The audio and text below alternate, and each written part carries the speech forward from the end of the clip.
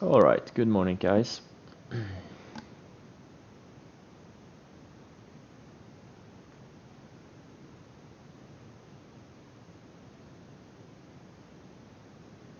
Thanks to me, you didn't lose money yesterday. Okay. Sounds good, I guess. You're welcome.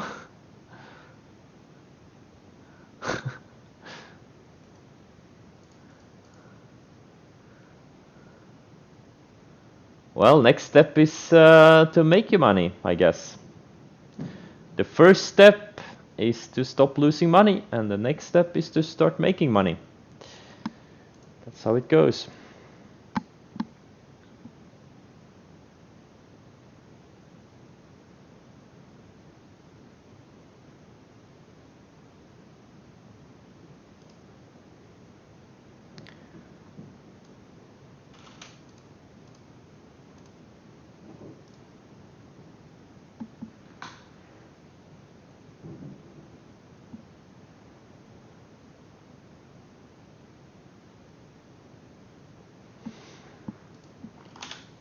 There, well, there is a very slow stock. There's no reason to trade slow stocks. Like something like this, it's a waste of time, you know. Most of the time, it's better to focus stocks that have higher ADRs.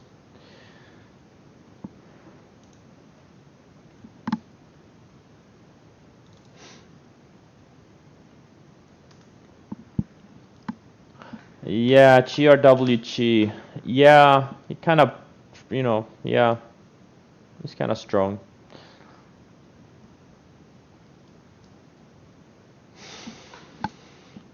But I don't really see a good setup here.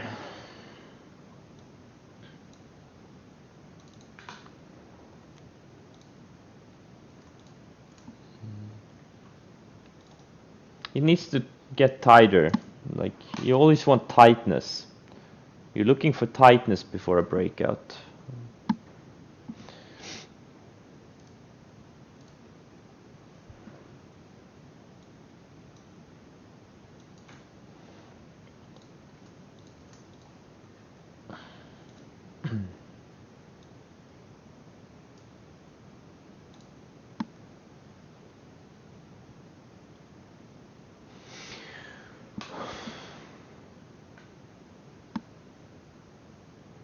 Who cares what Apple does? Focus on setups. Livongo has a very, very good setup.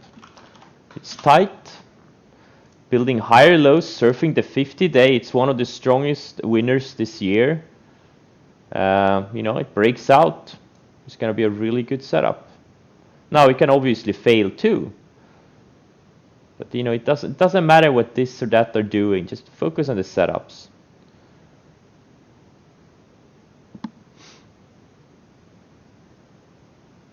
It's a big market, there's room for a lot of actors.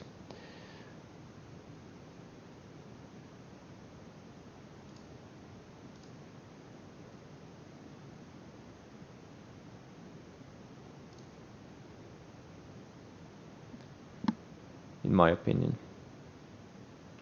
But again, my opinion is shit. That's why I follow price action.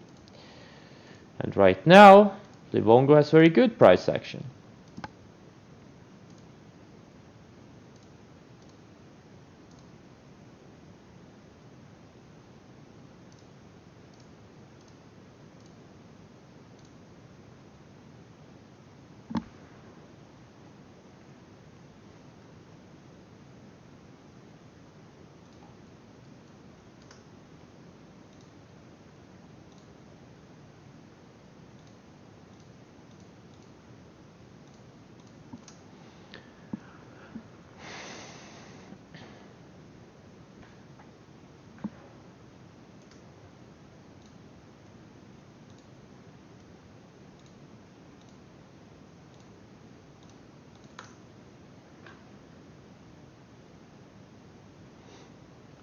Why I choose Livongo? Because Livongo has a better setup and it has a higher ADR. TDOC is kind of, it's not as big of a mover. It doesn't move as well as Livongo does. But yes, they do move together. Like if Livongo goes up 30%, this TDOC will probably go up 25% or so ish, or close to 30%. But Livongo just looks cleaner. That's why I choose Livongo.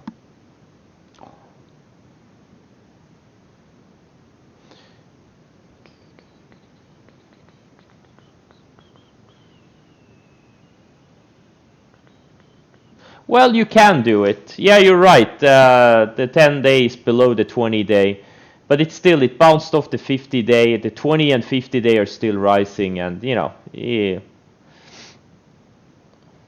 it's not an exact science. You kind of have to follow the setups.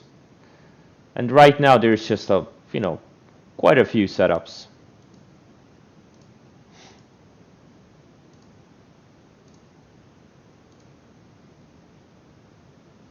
It's when you stop getting good setups, that's when you should get worried.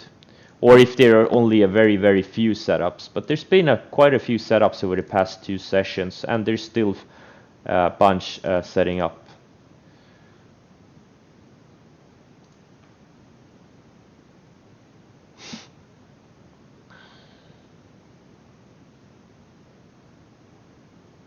Yeah, but Livongo didn't break out yesterday.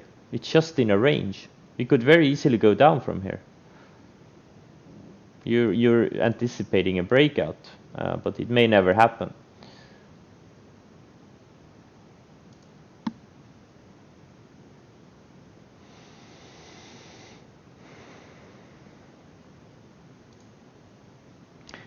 Go.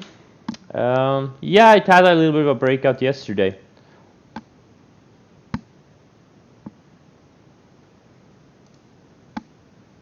ESTC is on my watch list. I like this one. I really like it. Looks really, really good. A bit thin, but it's a bit thin. Yeah, it's quite, yeah.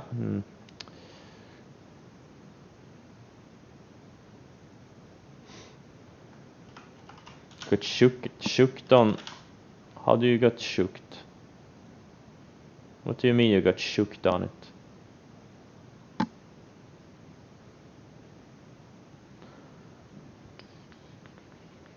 I think VWAP is very important on shorting, not going long. Not on swing trading longs, though.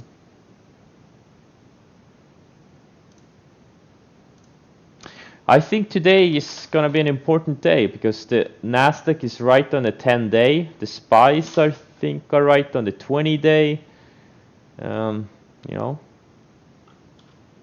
We'll see. It would be nice if we reclaim these moving averages.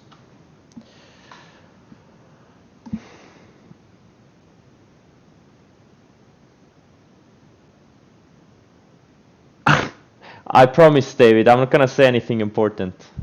I'm not gonna say anything until you come back. I promise. Zoom. Nah, I don't really see a setup here.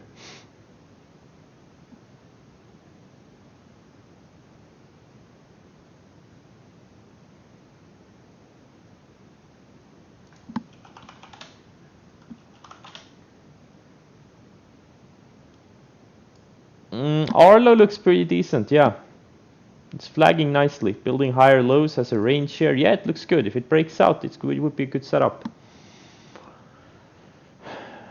GRWG we already went through.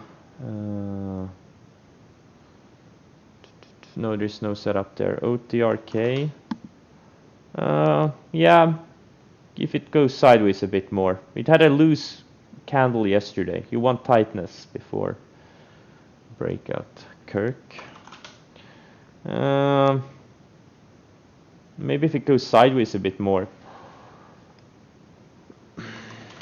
Nvidia, there's no setup here yet. It needs to go sideways a bit more.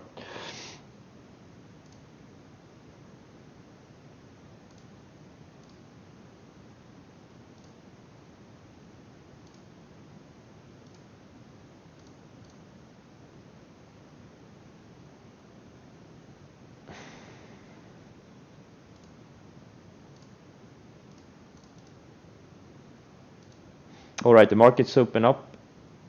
And let's keep the shadow to a minimum near the open.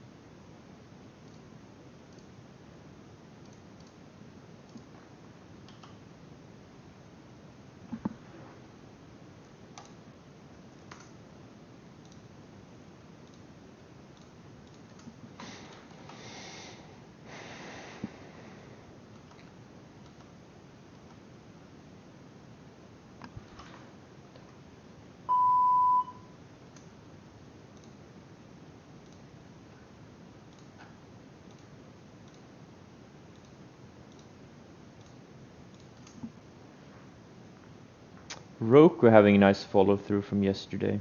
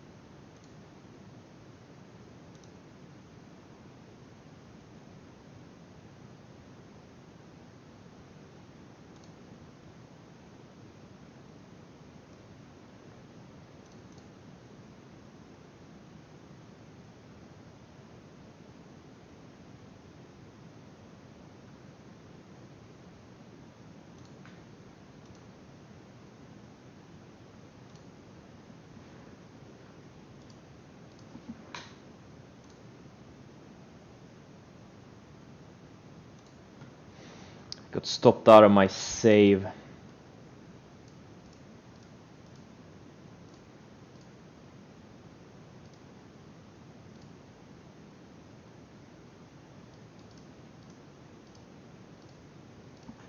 I knew I shouldn't have bought the airlines.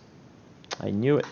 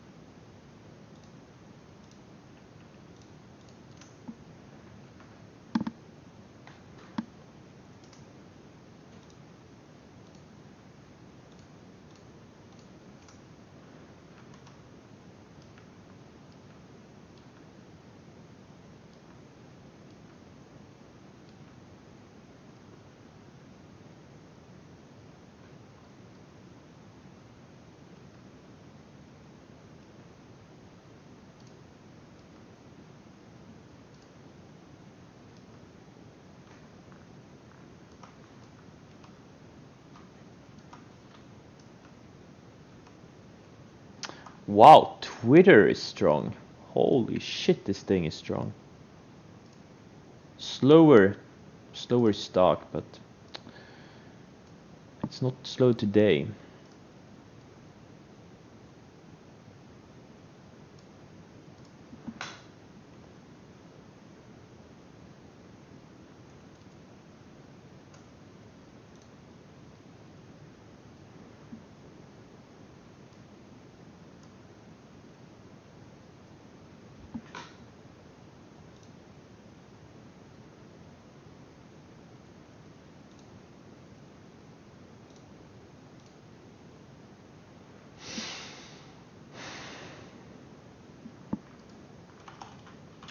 Yeah, Penn is a beast.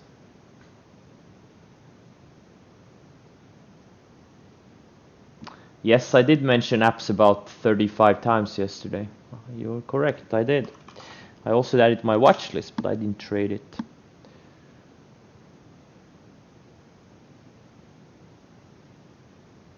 Guys, it's just a start. Guys, don't look for news for every random move. Okay, this thing broke out 2 days ago. It's just following through. Okay, this is how stocks move.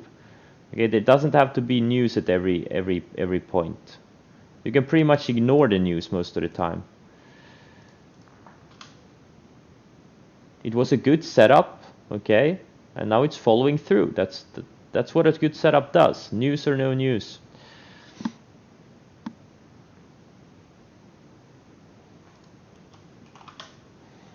QDEL, yeah, maybe. Yeah, it's kind of a maybe setup.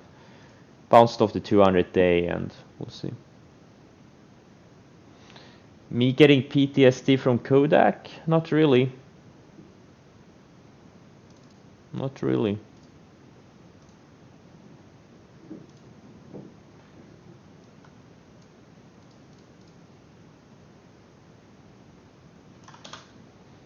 MU, where's the setup on MU?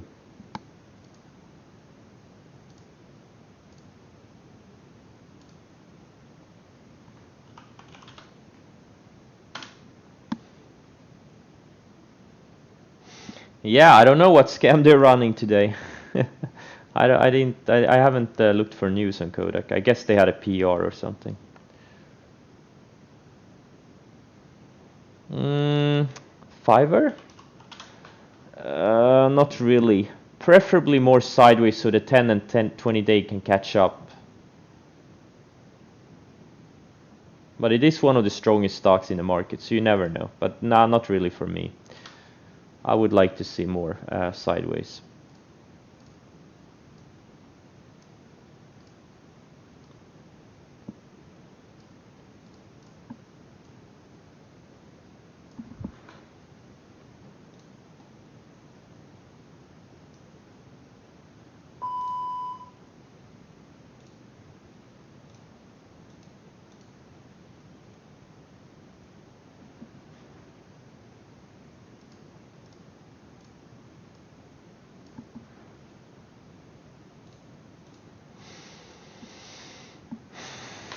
IIPR, it had a breakout yesterday.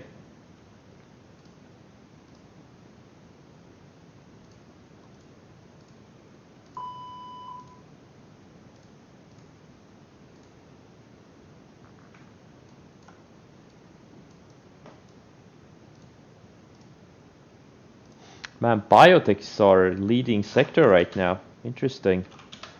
These things are straight up 3 days.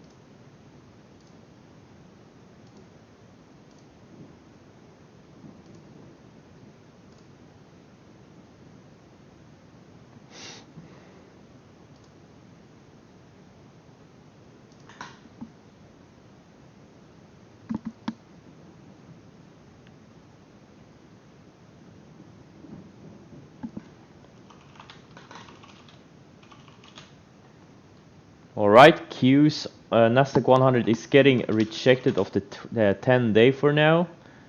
I don't like that at all.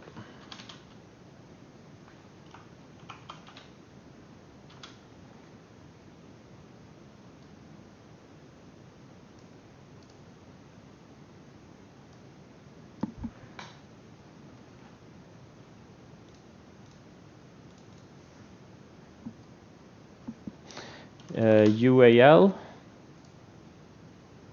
yeah, maybe.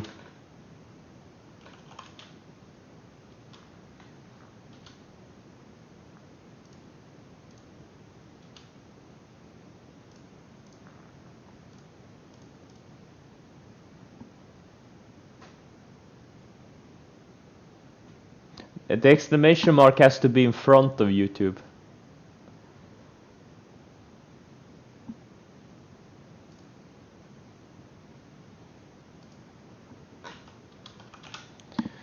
Yeah, this is what a good breakout looks like. Perfect setup. You know, if you were able to identify here 2 days ago before it broke out, you may become multimillionaires. Hopefully very soon. This is what a good breakout looks like.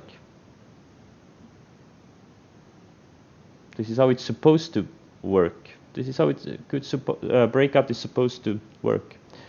It should go straight up.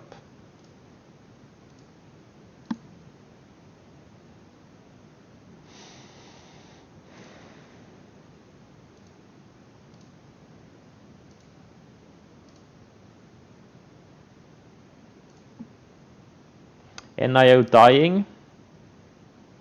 Just pull back to the 60-minute moving averages.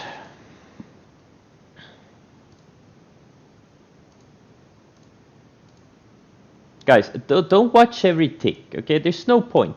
The entry was 2 days ago, okay?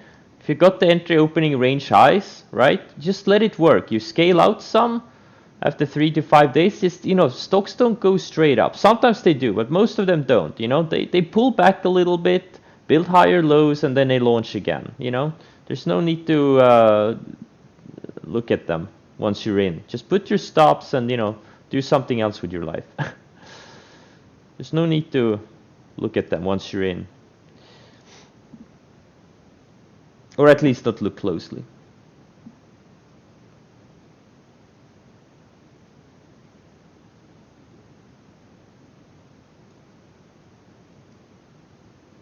Absolutely. There's no way to know which breakouts are going to work. It's impossible. All you can do is educated guesses. That's all we can do. I don't like the fact that Shopify, the market leader, is kind of bear flagging here. I do not like that.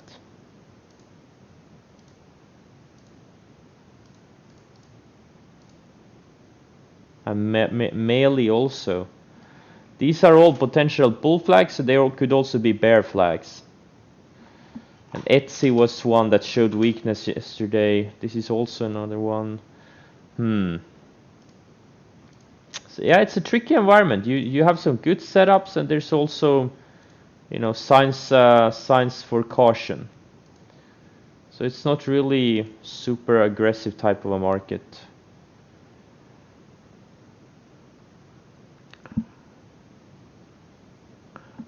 Yeah, sometimes I do. For example, yesterday I sold some Beely and Plug before they closed, since they closed kind of weak. So I sized down on them. You know, you really want them to close strong on day one. So I sized down a little bit, just to be cautious. So yeah, I do sometimes sell before my stop.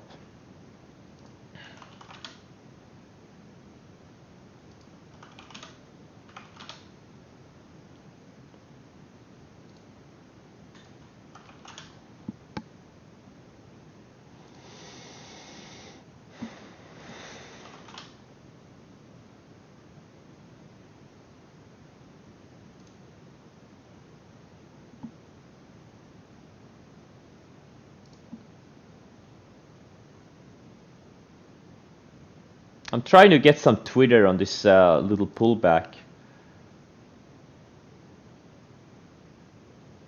Trying to get some Twitter on this pullback. Looks like I'm not getting filled right now, but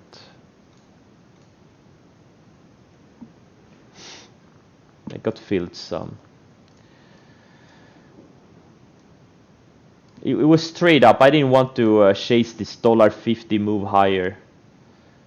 So now we got a mild pullback. I'm gonna, you know, I usually don't buy pullbacks, but sometimes I just don't want to chase a big move.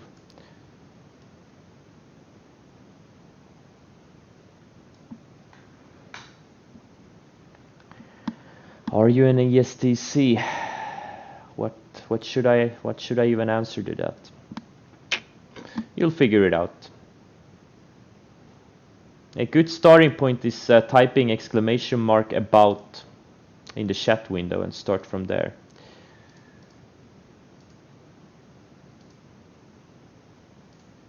Guys, I really don't ask much. All I ask is you type !about, read all of it, understand all of it, and then type exclamation mark YouTube. I really don't ask much of you guys. There's a reason. I'm just so tired of, answering the same things over and over again. It wastes not only my time, but it wastes everyone's time. Yeah, now the Nasdaq is getting rejected on the declining 10-day.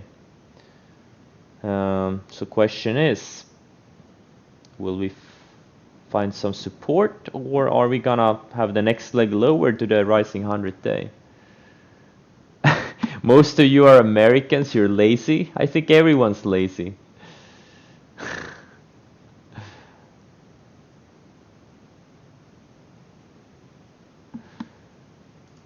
Doesn't matter, nationality doesn't matter, everyone's lazy.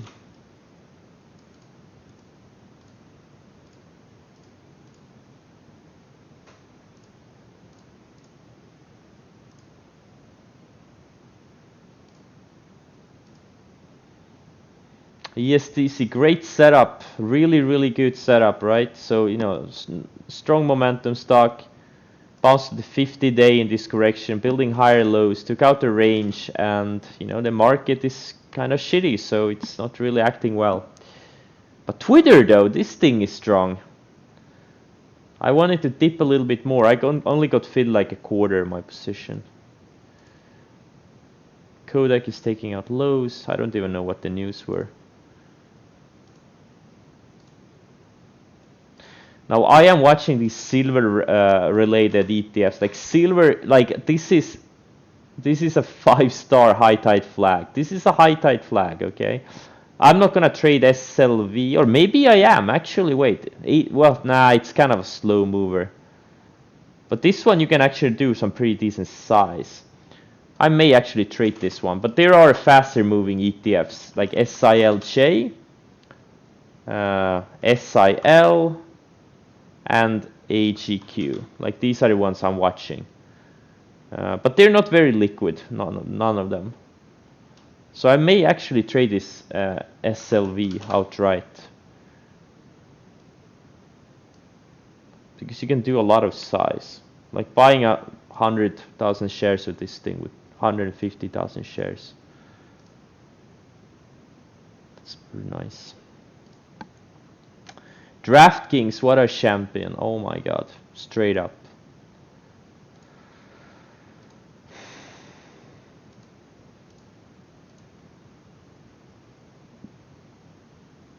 Go. Yeah, having some follow through from yesterday.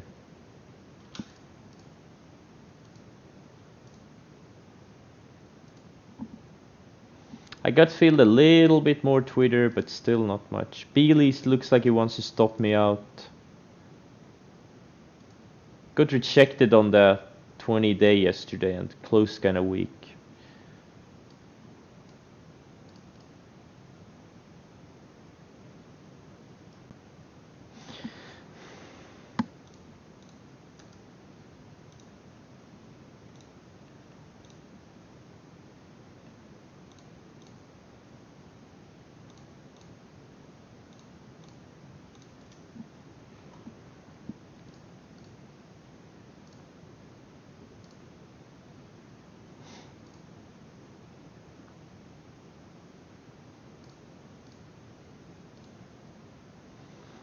HDHD. I don't know if I like this one.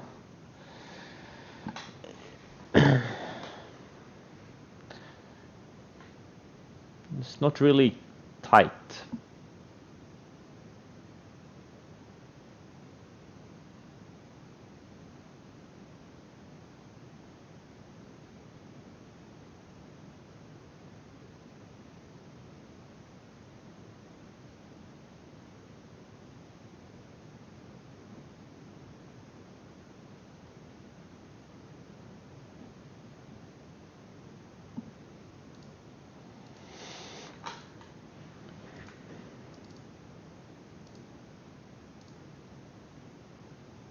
Okay, so the pullback, now the markets are bouncing again. We just, Tideways range. So I didn't get stopped out of my ESTC. Super thin stock. I did get filled more on Twitter though. I'm in half size now, 30,000 shares.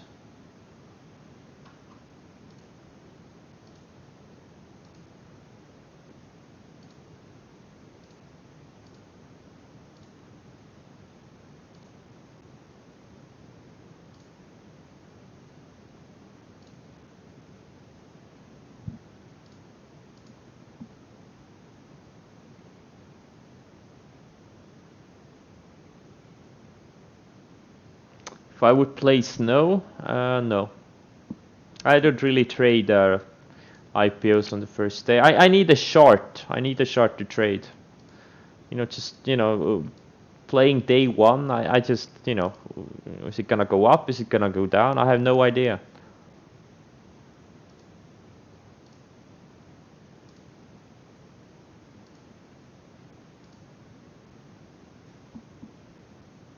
Thoughts on Kodak?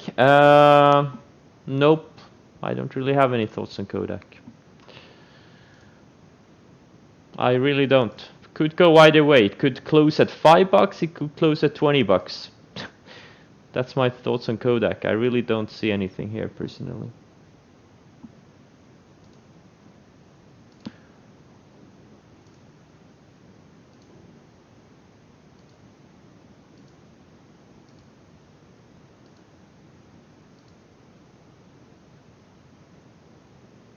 But I am getting excited about the silver trade. Holy shit. I mean, just look at how tight it's getting. It's just incredible.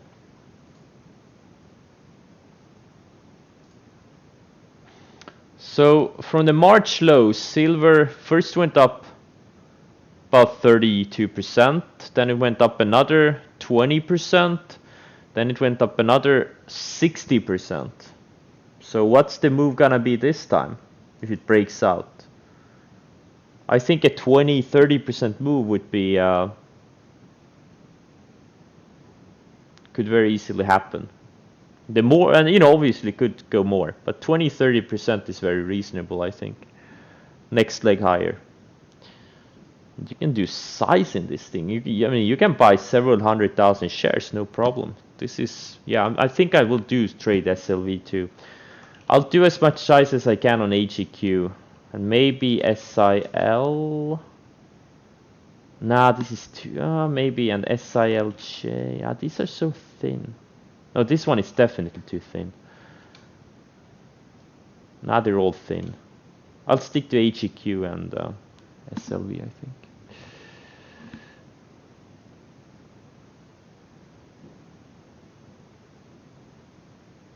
What do you mean? How I draw a trend line? You just draw, you know, click the left mouse button, draw a line, and then you double click the spacebar.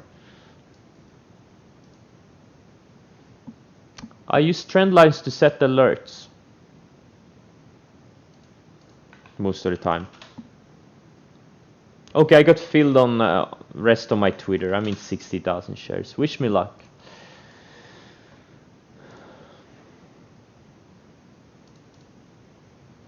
Last time I had 100,000 shares, but I had a tighter stop. This time I don't have as tight of a stop. Like last time my stop was like 50 cents or so. This time it's like $1 almost. PRTY, yeah, it looks like a decent setup. Good work, yeah. It does look like a decent setup.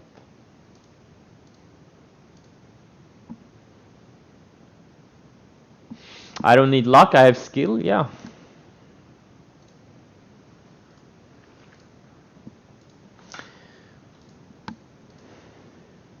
At least I pretend I have skill.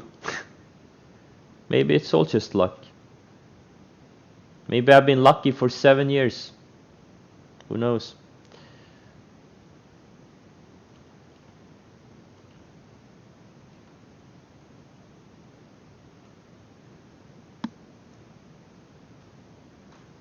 AVTR. There's no setup. There's not much momentum here. Or, I mean, maybe. I don't know. I don't think it's a good setup. I mean, it is a flag, but it just doesn't have that much momentum.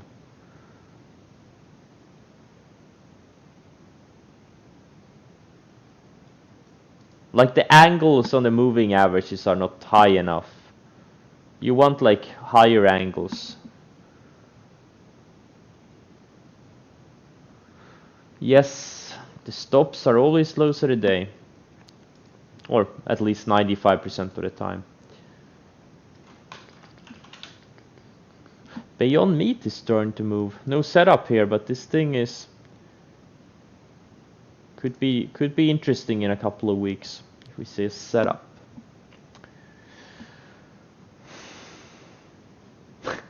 Yeah, what is this GL? No setup.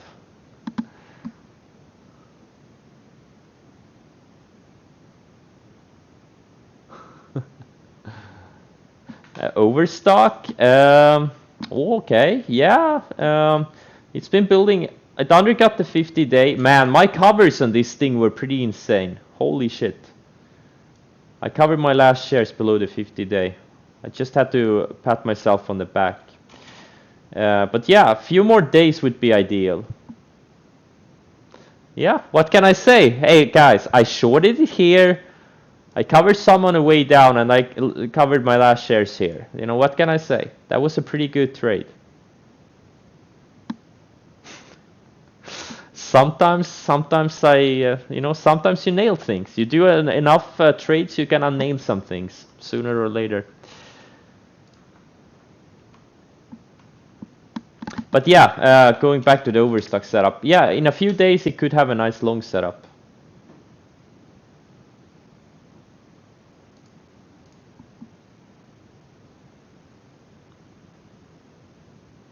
Black magic? Not really. All you have to do is follow the setup. Or the setups.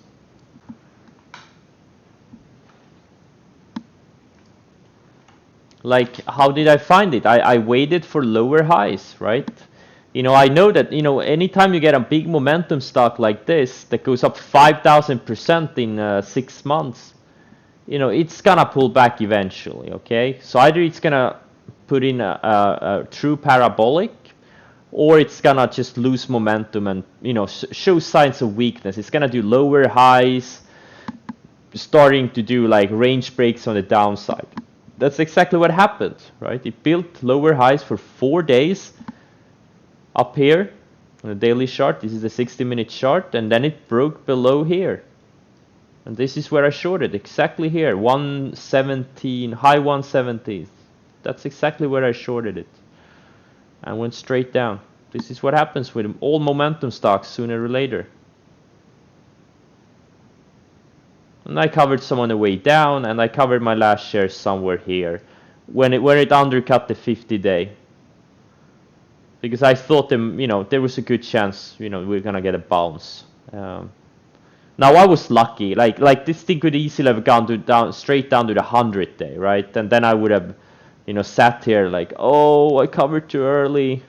It was just luck that it happened to bounce right there, okay? But the rest of the trade was not luck. The rest of the trade was just, you know, very specific technical entries. TTGT. Yeah. Whoa, that's a random candle.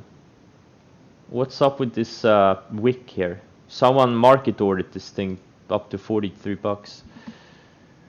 But yeah, the setup is good. Someone mentioned it yesterday too. HSTO. This is just a random stock coming off the low. It's not really the type of setup we're looking for. It's just someone pumping it, or, you know.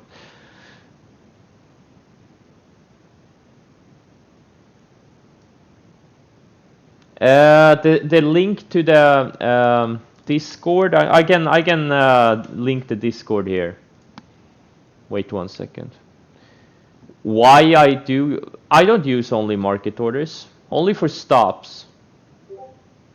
Let's see, where is my my cozy trading corner.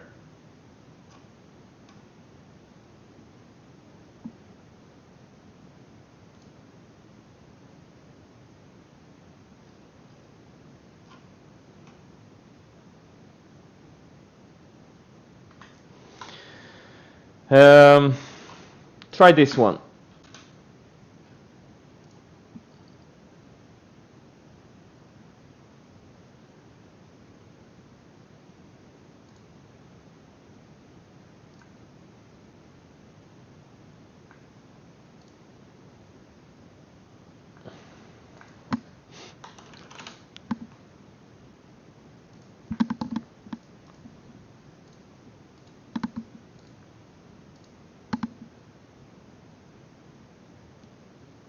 The Discord link doesn't work. Oh, okay. Yeah, I know what I did wrong. I should have created a. What's it called? Yeah, wait. Oh man, I rarely use Discord. Oh fuck! What did I do now? Log in? I was just logged in. Did I get logged out? No. Okay, here. Let's see here.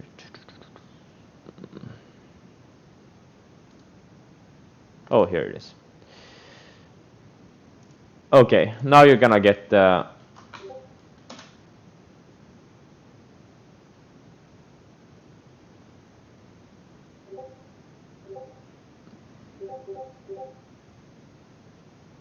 That's the Discord. But I'm not much on the Discord. I don't check the Discord much. But that's if you guys wanna, talk among yourselves outside of, the stream.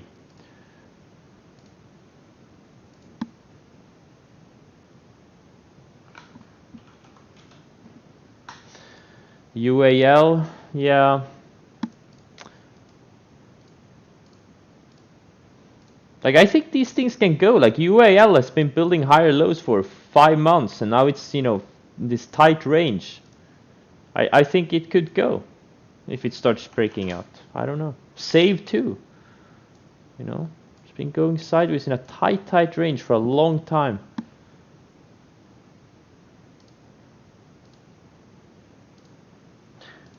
But they need to prove. They need to prove themselves. Oh man, LAC, this thing is really starting to move now. Very nice.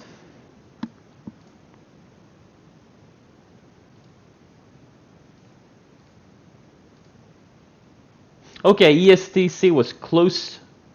It came close stopping me out, but it didn't, and now it's at the highs of the day.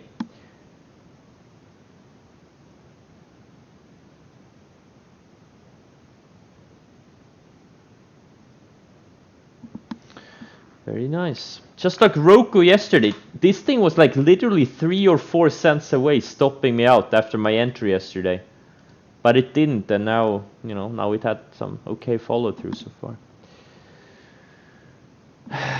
Etsy, it kind of looks like a bear flag. I just don't like the fact that the lows are going sideways, but the highs are going down. So it's building higher, lower highs. It looks like a little bit of a bear flag. I really don't. You want to see the opposite. You want to see the highs going sideways and the lows going higher. Let's take an example, something like ESTC is a perfect example, right? Higher lows, and the highs are going pretty much sideways.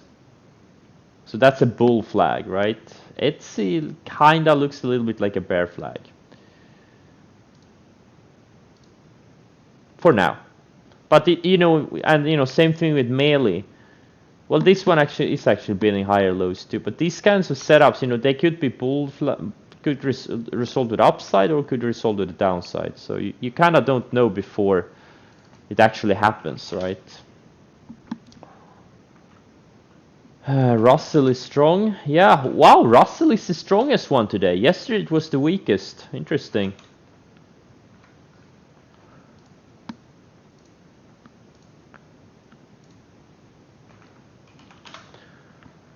Interesting. Workday is a slower type of stock. And honestly, I hate Workday. It never has. It's kind of a meaner wording stock. I really don't like. I've followed this stock for years. It's not a great trading stock. This one and now.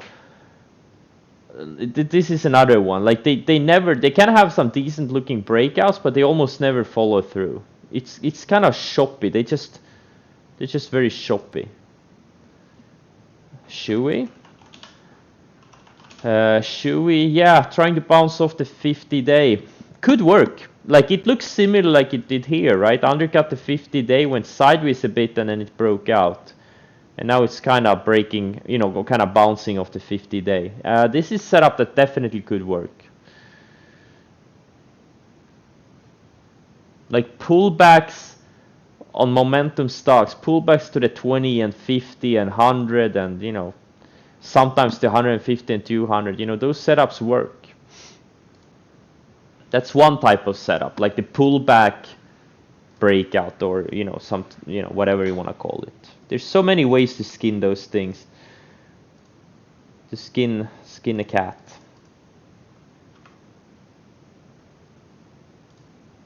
So many ways.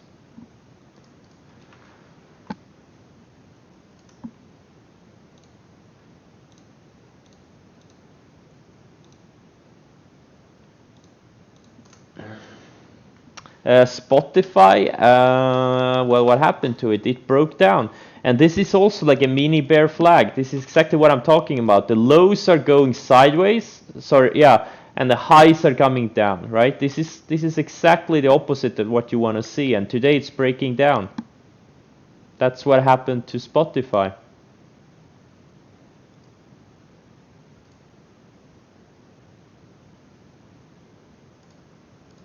Not really great. What's Tencent Music doing? Not much. Nicola? Yeah, it's shopping around.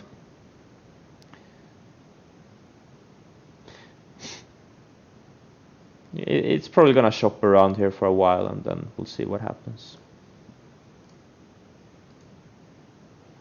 Mist? Nah, I really don't like it. It's been going sideways for too long. Sale. Wait, Zoom? Yeah, Zoom is grinding higher. Zoom is grinding higher.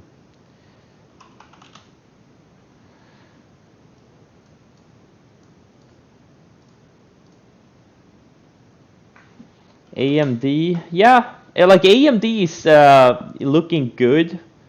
Yeah, exactly. It needs a few more days. If it can build higher lows for a few more days, that would be great. That's gonna be a 5-star setup, you know, in the next couple of days.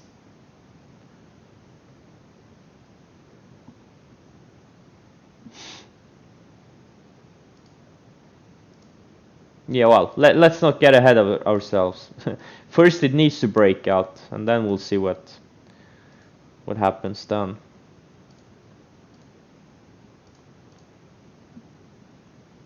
Okay, I got stopped out of Beely. I got stopped out of this thing. No follow through from yesterday.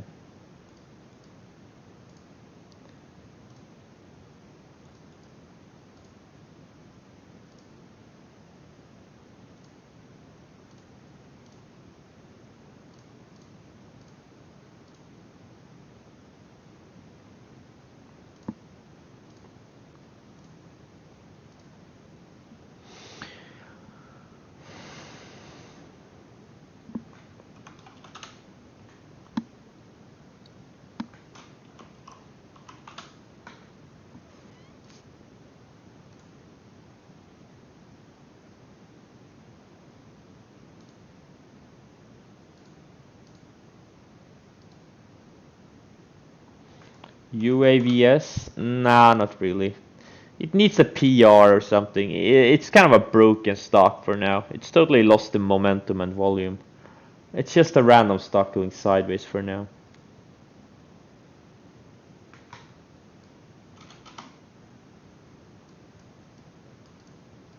For now.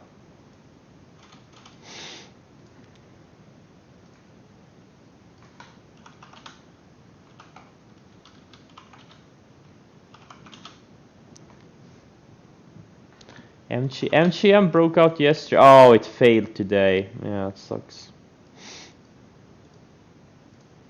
But the key now is to see if it can hold the rising 20-day, if it can build another higher low. Because, you know, if it holds, you know, it could have a new setup in a few days.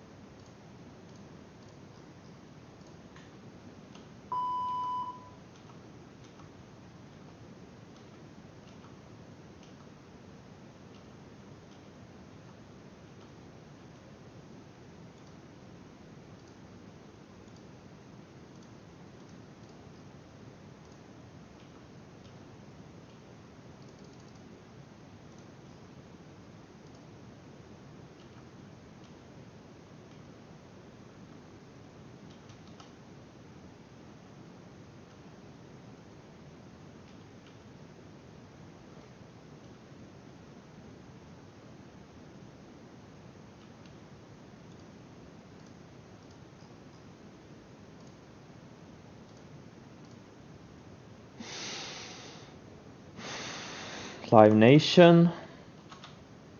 Nah, avoid. There's no good momentum in this thing.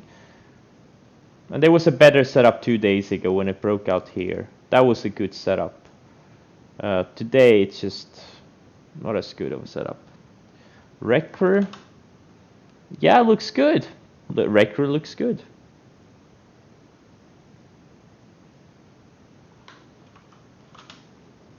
PSNL, I don't see anything here.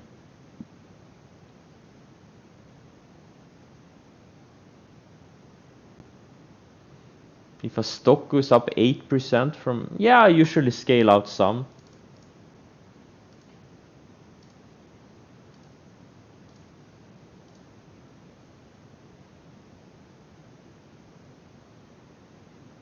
But you guys shouldn't scale out the same way I do.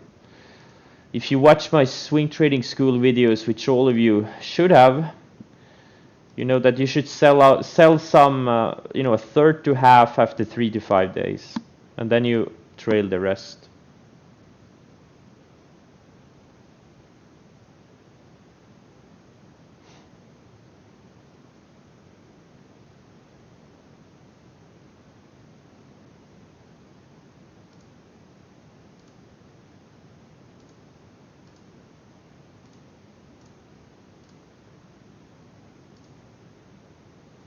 I don't like the fact that market leader Shopify is kind of bear flagging here. I do not like that at all. It looks very vulnerable.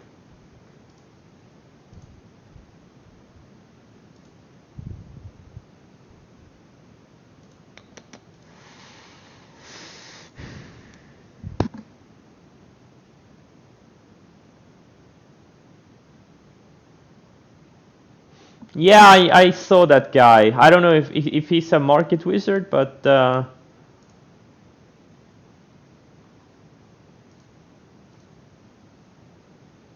oh, maybe he is. Yeah, unknown market wizards. I guess he's in there.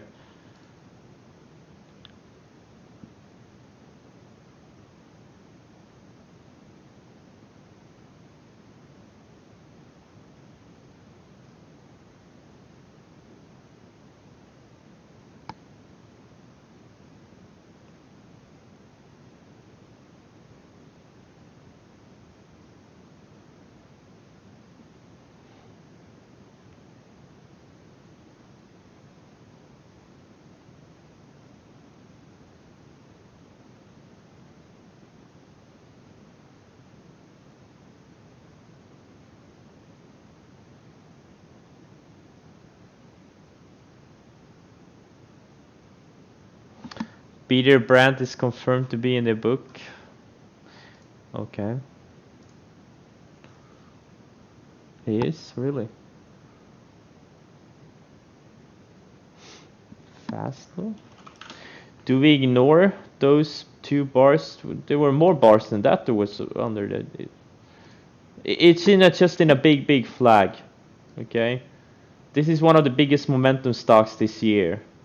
It's in a big flag. It's been building higher lows for about a month and a half, and this range here looks really, really good. It's one of my favorite setups here. Look at the weekly chart. I mean, this thing looks great. Looks fantastic.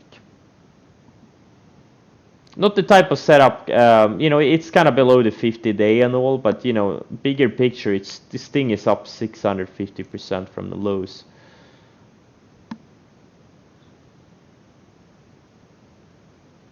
Is Brandy loving the unknown market wizards? I don't know.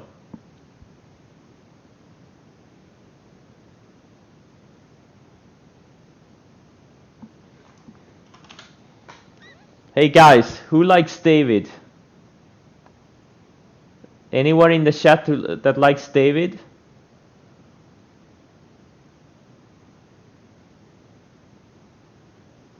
No?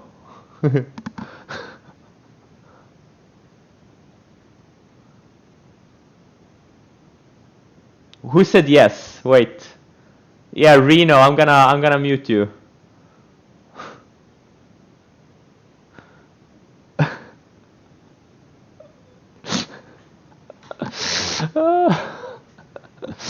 Oh god. David is a guy in chat. We're just messing with each other all the time.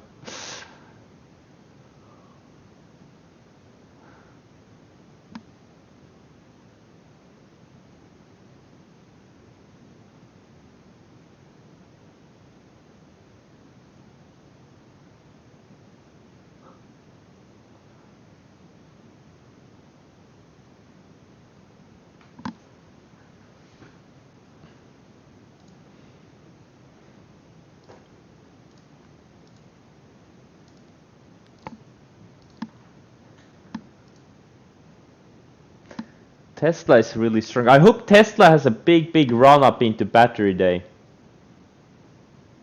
Would love to see this thing go to like 600 or something. That would be epic. And then maybe get a sell the news or something. But I'm also actively looking for long setups on the 60-minute chart.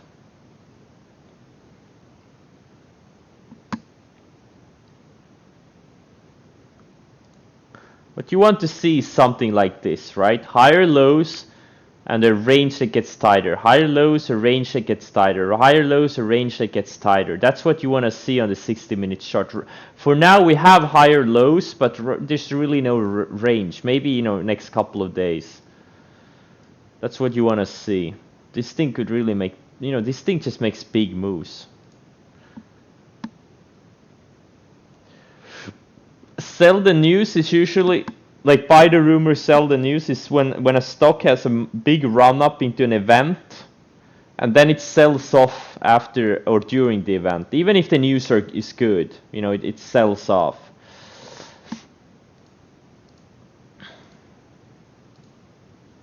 Because everyone bought it before the event and, you know, and after the event they just sell it, you know.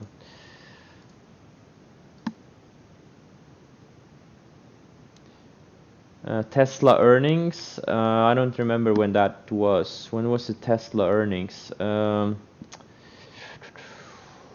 Which day? Damn, all my notes are messed up after the split. It's super annoying. I don't remember when the Tesla earnings were.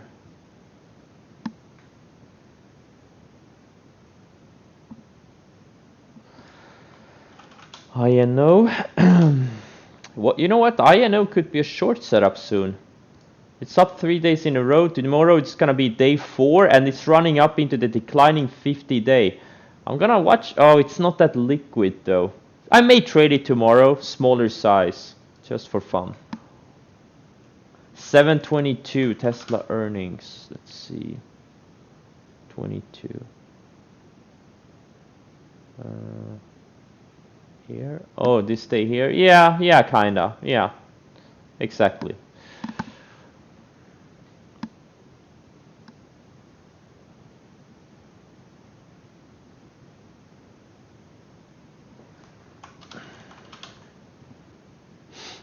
Oh, Apple is kind of bear flagging too-ish.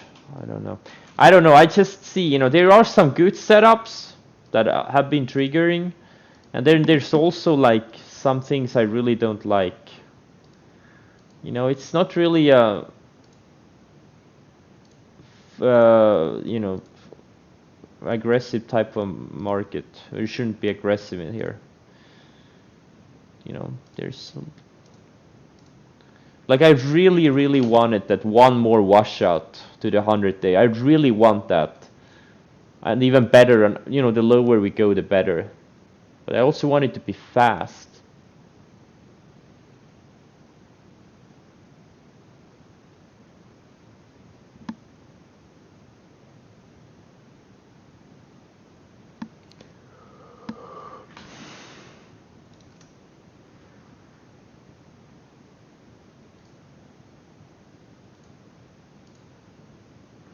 NTNX, it's too weak. It's not a market leader.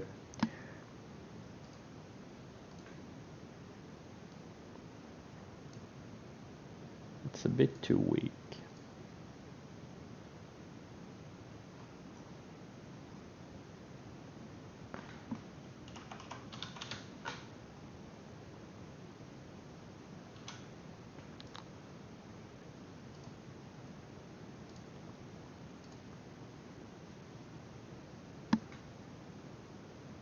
Toll. Yeah, maybe in a few days. I think it would be nice if it tightens up a bit. It had a good setup like here.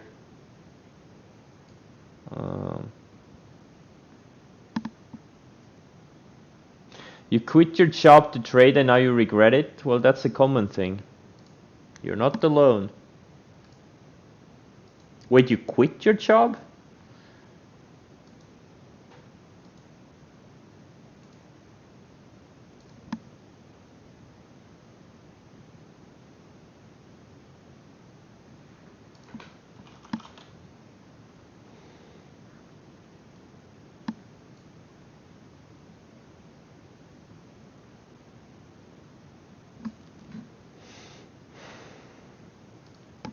You are not alone.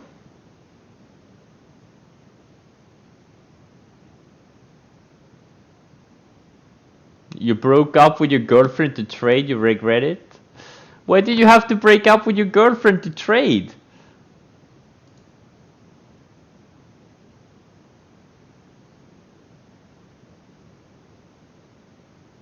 She was low momentum. She had low ADR. She wasn't a momentum leader.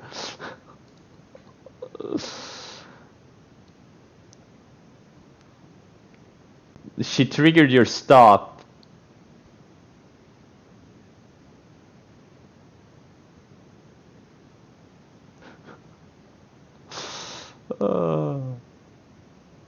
SPWR.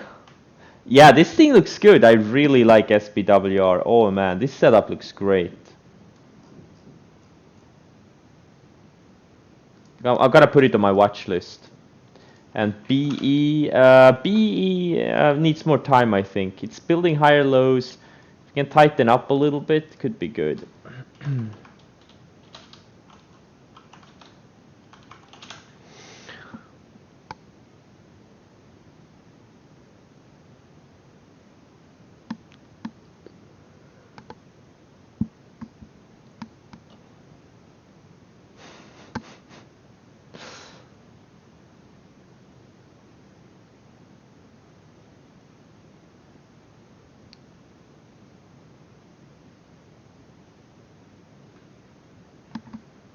AVTR IPO breakout? I wouldn't say this an IPO breakout. This thing has been trading for 2 years almost. But yeah, it is breaking out.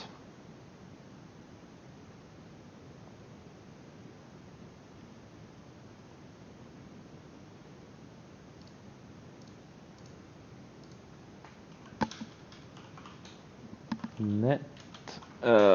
Wait, net.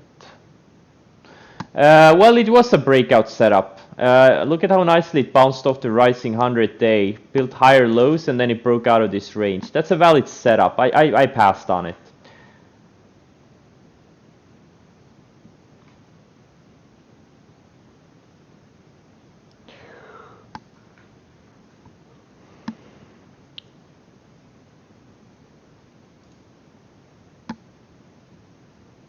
Yeah, Twitter is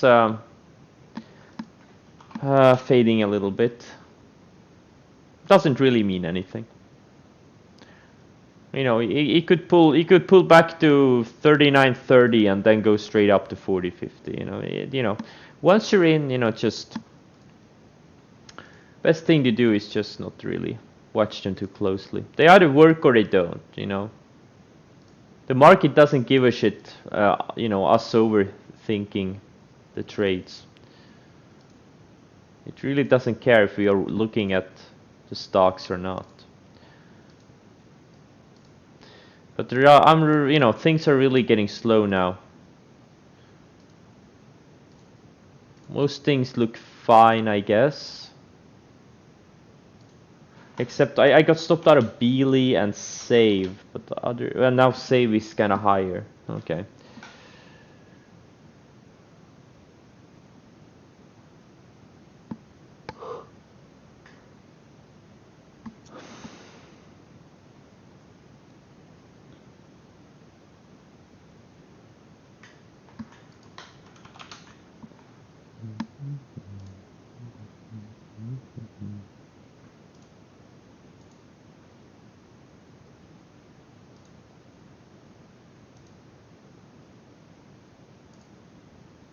What happened to Doku?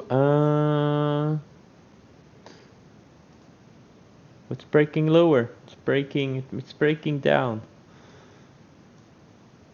It's now below all the main moving averages.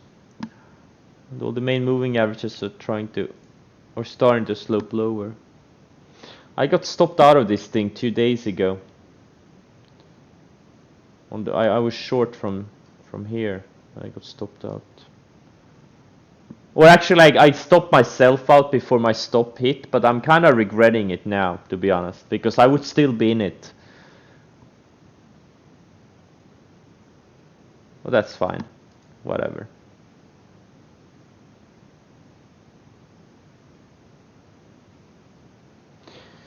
How much? Well,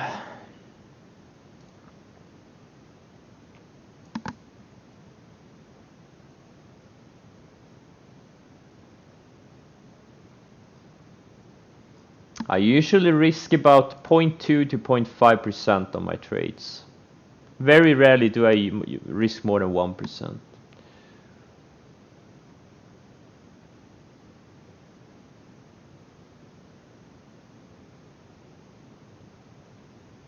My positions are rarely more than 15-20% of my entire account.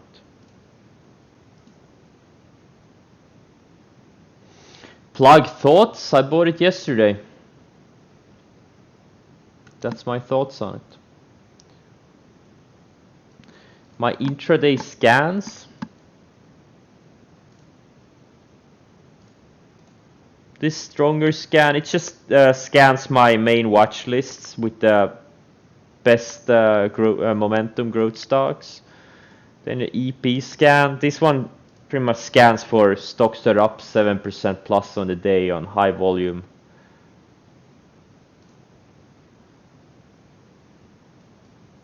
The momentum watch list scan, this is another scan that just scans one of my watch lists.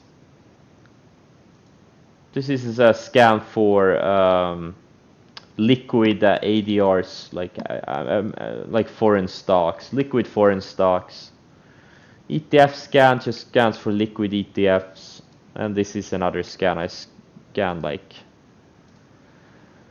lower liquidity, higher ADR stocks.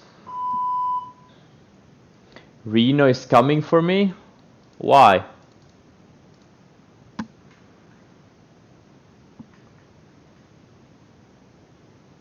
Why is he coming for me?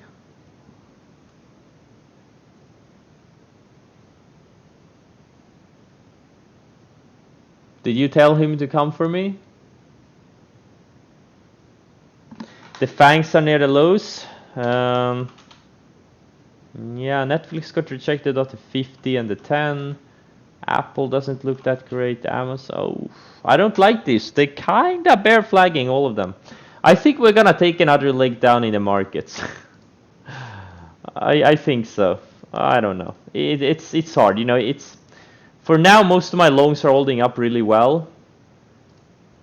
But yeah, that could change. I just don't like how some of the market leaders are acting.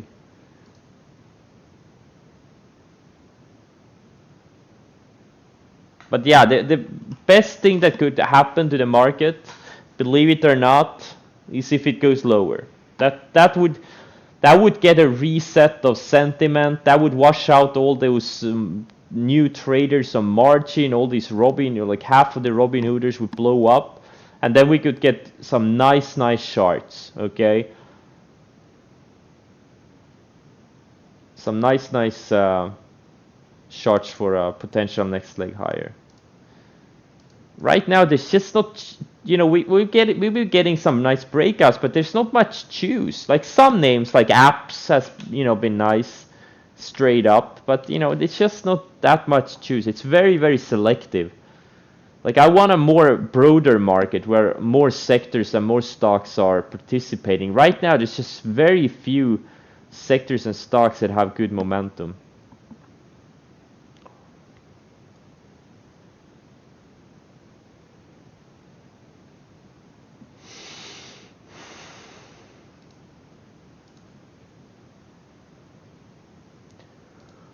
But we'll see.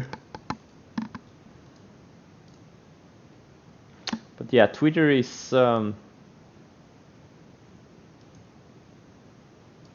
straight down from my entry.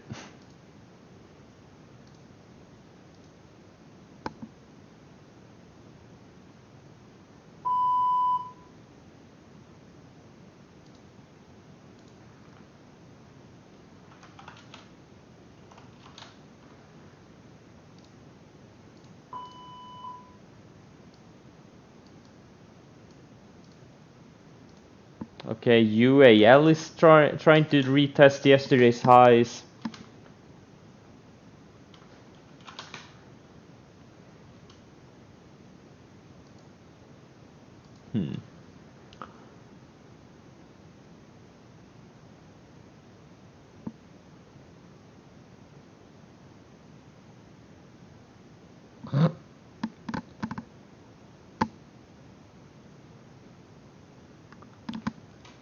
MGM.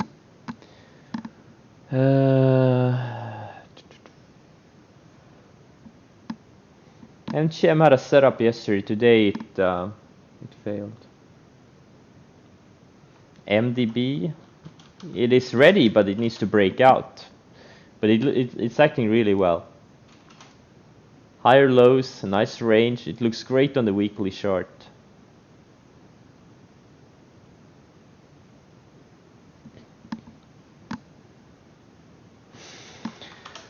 Apple, yeah, maybe it is a short. Slim pickings, really slim pickings here. Let's go through some back watch lists. 17th of August. Let's see what happened 17th of August. Oh, that's the day NIO broke out.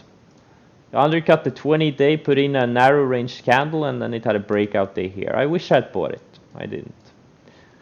Square had a nice breakout candle. It did have some follow through. TSM had a failed candle. This one is, I don't know why this one is here. JD, that's when I bought it. JD looks amazing. Fortunately, I got stopped out of it, but it's kind of going sideways, so we may get a setup soon again. This is what a breakout should look like, okay? This is what a good breakout looks like of a good setup. That's how they should act, straight up. That's what a good breakout does. Go straight up. Beely, this one I bought, had nice follow through. Can you see how to,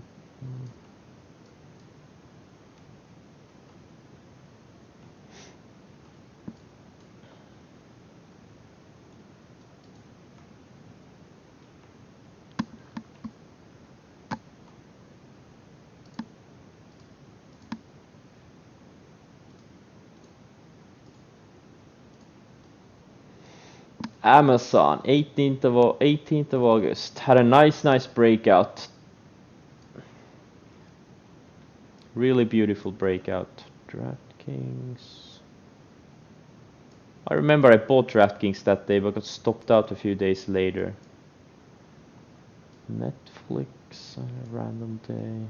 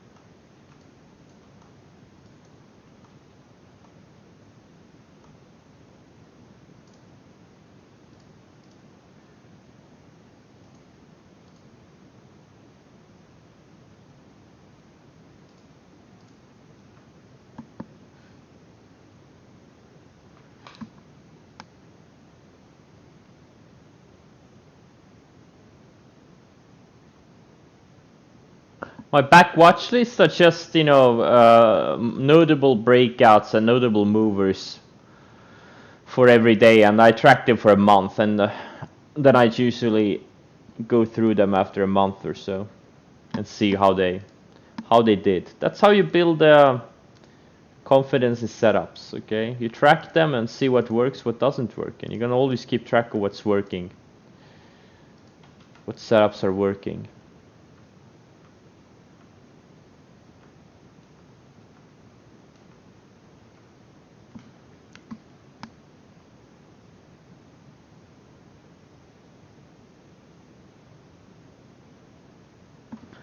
LRN.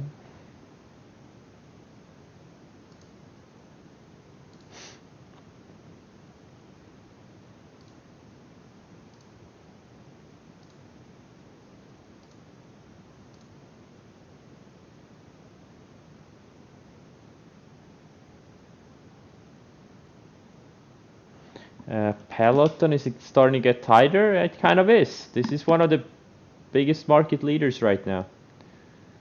One of the top market leaders.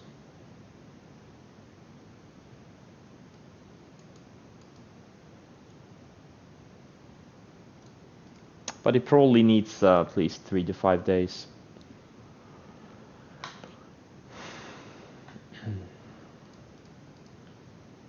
Okay, so TQQs are near yesterday's lows.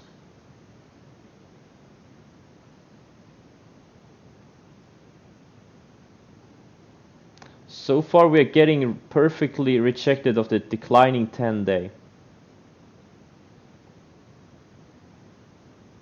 And this is what I was talking about before. When the 10-day is sloping lower and below the 20-day, that's I've been talking about these things before, that it's usually not a great time to buy breakouts. Like the best time to buy breakouts is when the 10-day is sloping higher, when the 20-day is sloping higher, and the 10-day is above the 20-day. As soon as one of them starts sloping down and it gets below, like the 10-day gets below the 20, that's a warning sign. Like you can still get setups that follow through, but it's not really easy money anymore. And if the 20-day starts sloping lower too, that would be not a great thing at all. That would be an even more of a red light.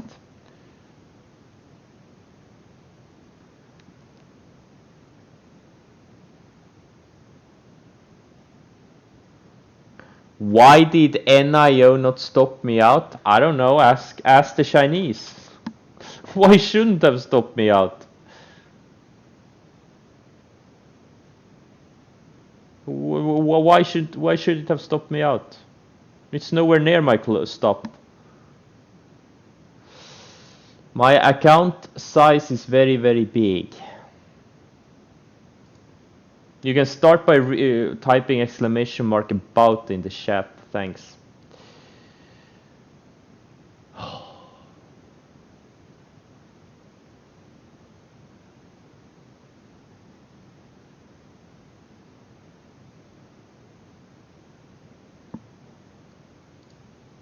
Man.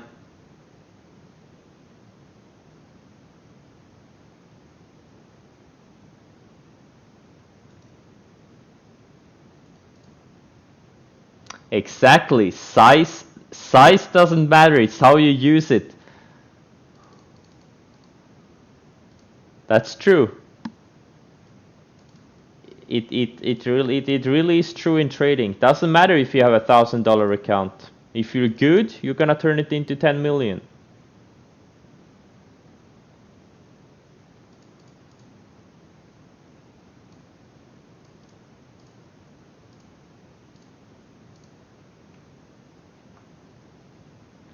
Well, right now the action sucks, obviously. But no. Okay, ESTC is probably gonna stop me out. And Twitter too, I guess.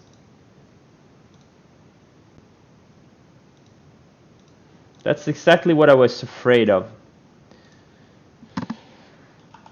That we were gonna get rejected. But you know, they're still young. A lot of things could happen. I don't know.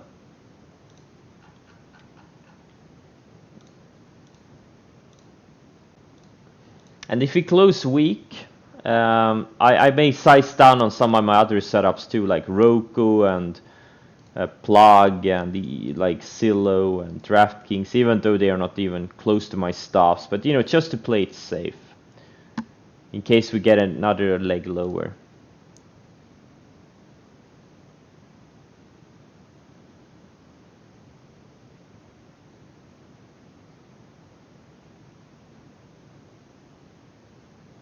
PS60 strategy? I never used the PS60 strategy.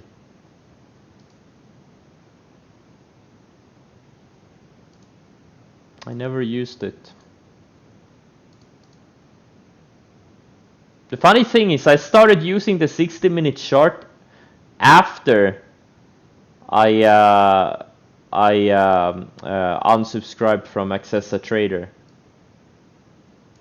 That's the funny thing.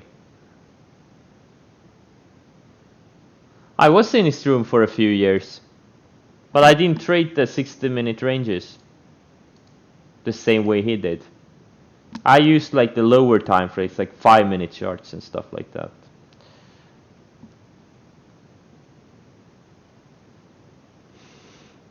Forex, you know, if you can introduce me to one rich Forex trader, that would be great. I've never even heard of a rich Forex trader.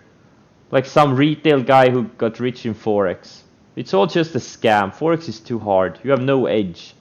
In stocks, you can have a big edge. Yeah, in the 60s and 70s.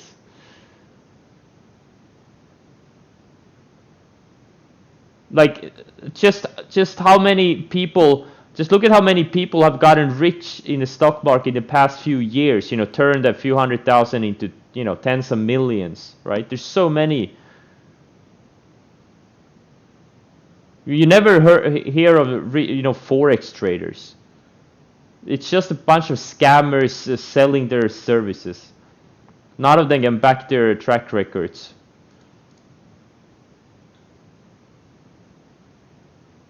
Exactly.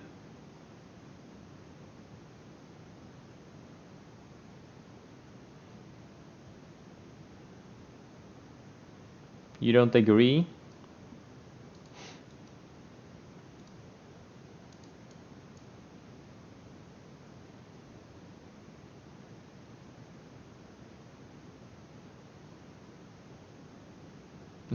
You made 600k on Forex in your paper account? Congrats. That's a great job.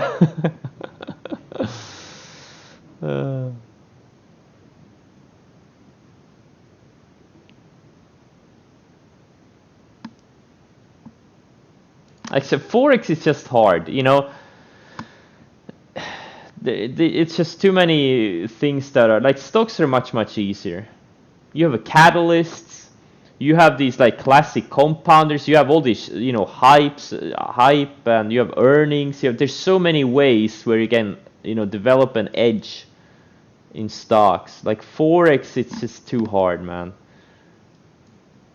Like a retail investor, like, you know, show me 5 retail investors who in the past 20 years have turned, let's say, a few thousand or a few tens of thousands into, say, tens of millions. Like, I know at least a couple of dozen traders that trade stocks that have, you know, made tens of millions in the past couple of decades. Never heard of a single Forex trader.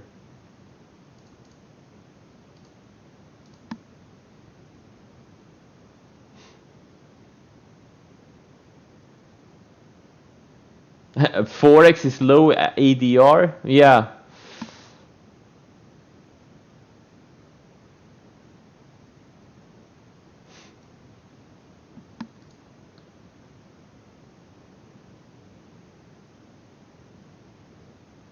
Is this a Forex room? David? This is whatever you want to be.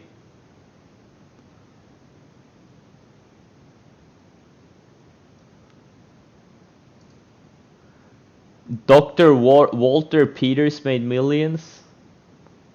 Anytime you get a trader that calls him doctor, it sounds a scam, like a long. It just sounds like a scam. I'm sorry. Doctor.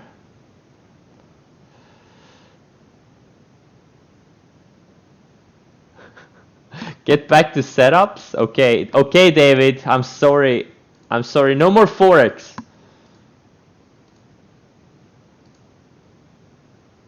I promise, David. I'm sorry, David.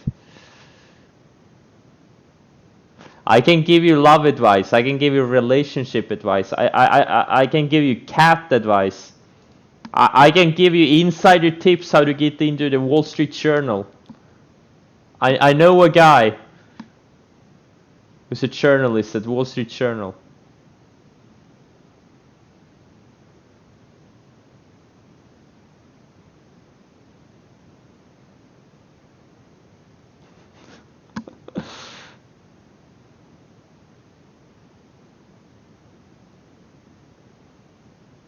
Back to stocks. Okay, let's get back to stocks.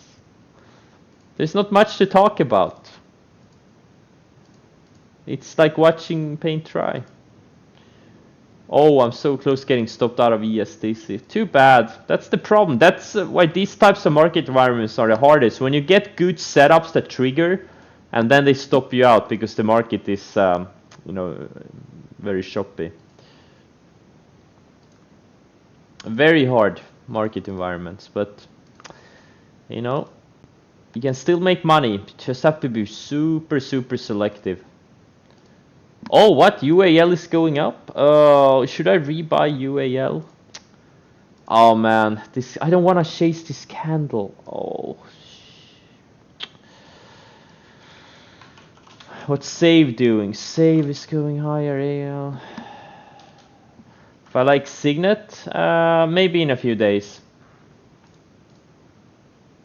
Don't do it. I shouldn't do it. What if it goes to 50?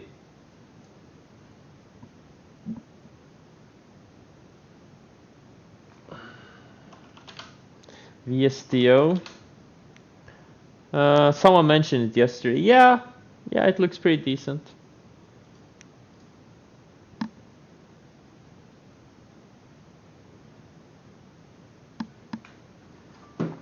All right. Okay, I'm gonna do a last scan.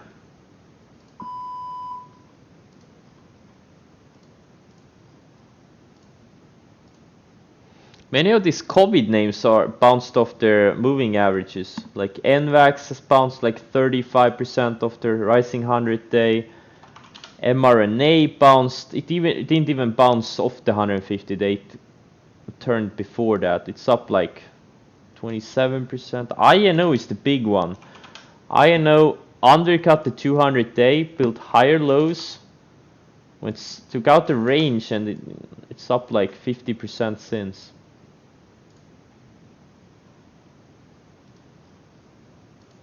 But I think they're dead cat bounces.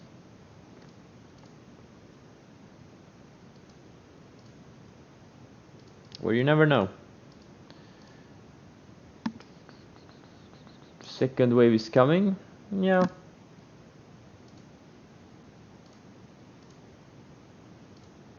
Well, we really haven't even gotten rid of the first wave yet.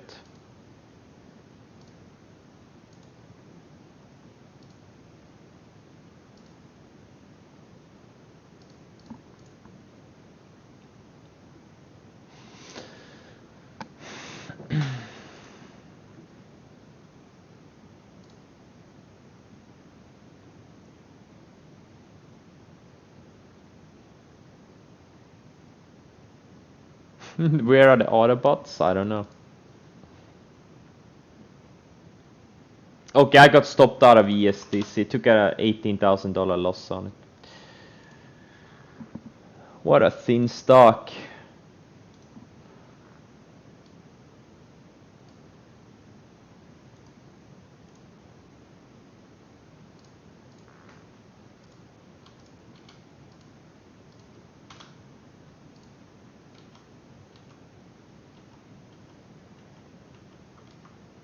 Twitter, come on, bounce.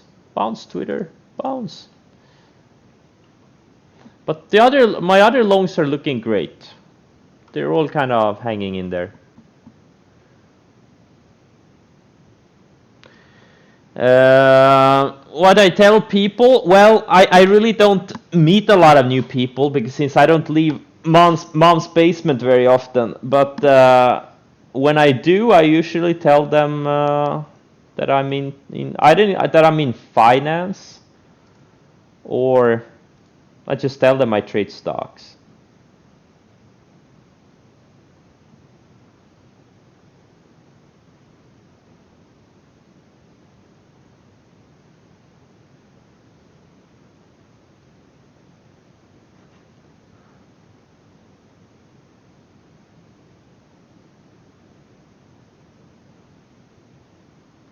I'm 32.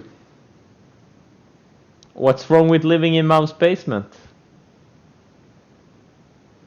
Me and my imaginary girlfriend, Brandy Love.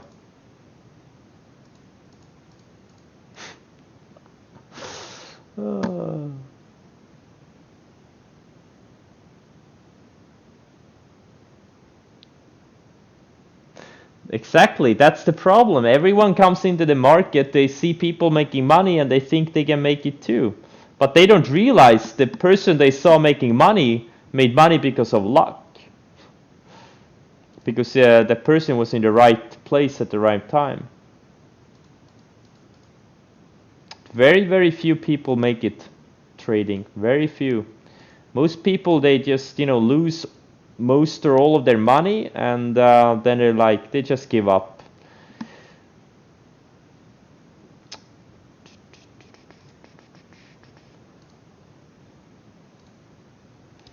Very, very few people turn a few thousand into millions or even tens of millions. Just very few. Very, very few. You really need to, work hard.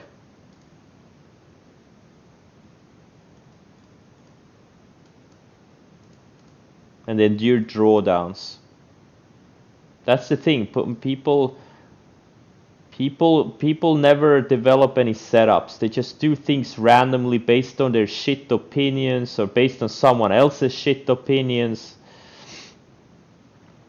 And even some of the people who do actually manage to develop setups eventually, most of them can't endure drawdowns. They think the world is ending and they give up.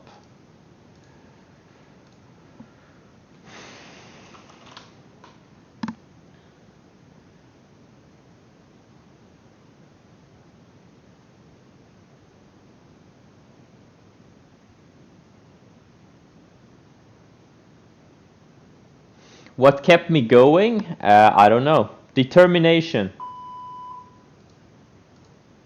Determination. I just really wanted to become a profitable trader. And it took a long time. It took me 2 years to stop losing money. Most people just can't endure something like that. Imagine going through 2 years, sitting there in front of your screens, almost full time. I had a part-time job too, but I still traded full time. Like, imagine sitting there for 2 years full time and losing money. Or actually, I did lose money like the first year and a half, and then like I broke even for like 6 months, and then I quit my job. In hindsight, I did it a bit too early. I should have stayed with my job another 6 months, but that's fine. It worked out well. How do you endure a drawdown? Yeah, well, that's up to everyone else. You need to take a step back and, you know, reassess.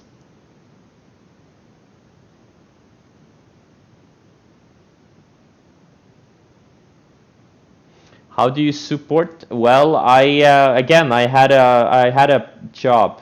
I did work part-time to pay my bills.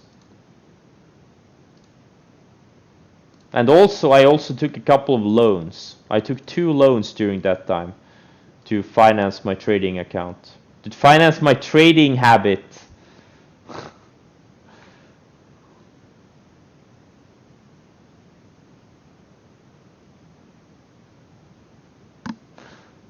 Yeah, but are you know, are they if you're struggling for 5 years, are you sitting there full time trading? And you know,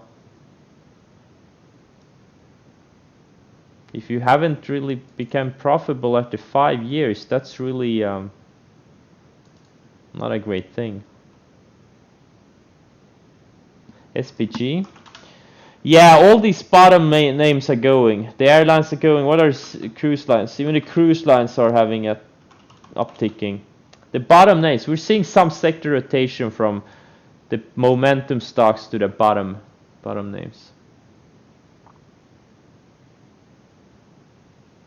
Well, it's different looking at the market and actually trading full time. It's a big difference.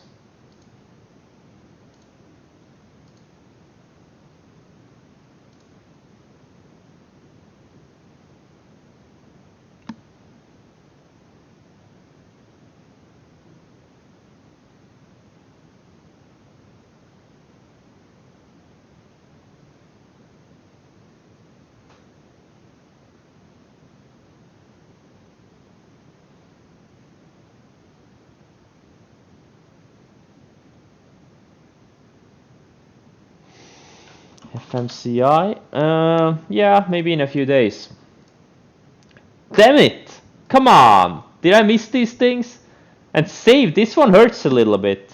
I took a $45,000, no, $42,000 loss on it. Stopped me out today. Took out yesterday's low. And now it looks like it's going. What a piece of junk.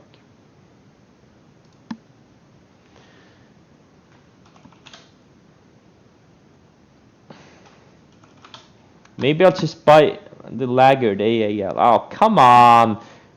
Stop this. The UAL is the strongest one. Oh.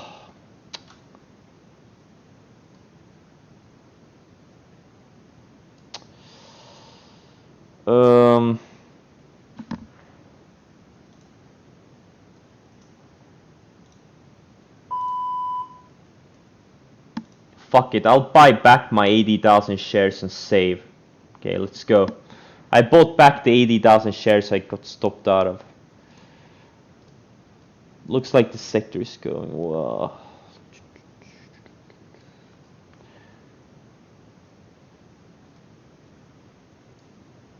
But I'm not using the lows of the day as my stop. I'm using the lows of this previous 60-minute candle. Now AAL is kind of triggering.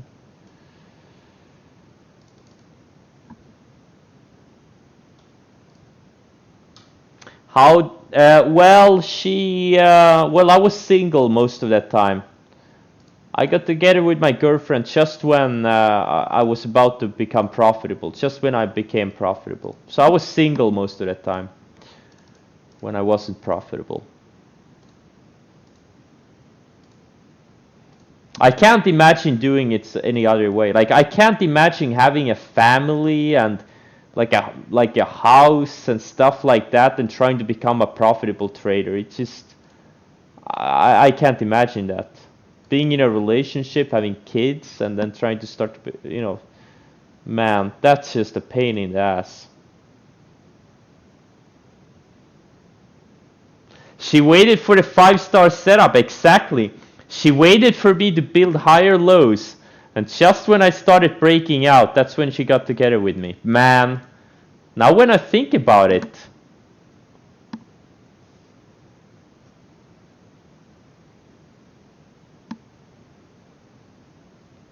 my girlfriend bought the best high tide flag ever.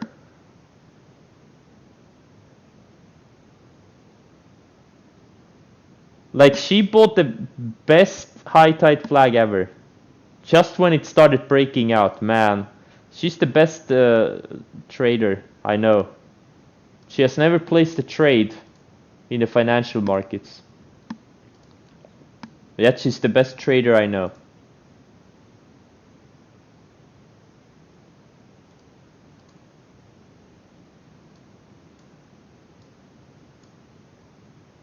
I have a strong candle? Yes.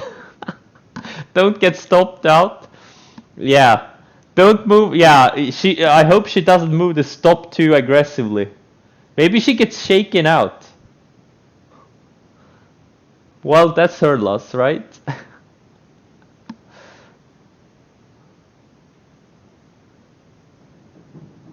How many monitors or keyboards have you broken? None! I've tried to break a few keyboards, but I usually break my hand instead. But I've never smashed a keyboard due to trading. Only in computer games.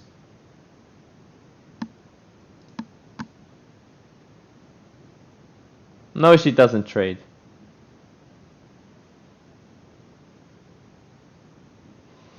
Does she live in her mom's basement? Yeah, we both live in our respective mom's basements. We have a platonic relationship.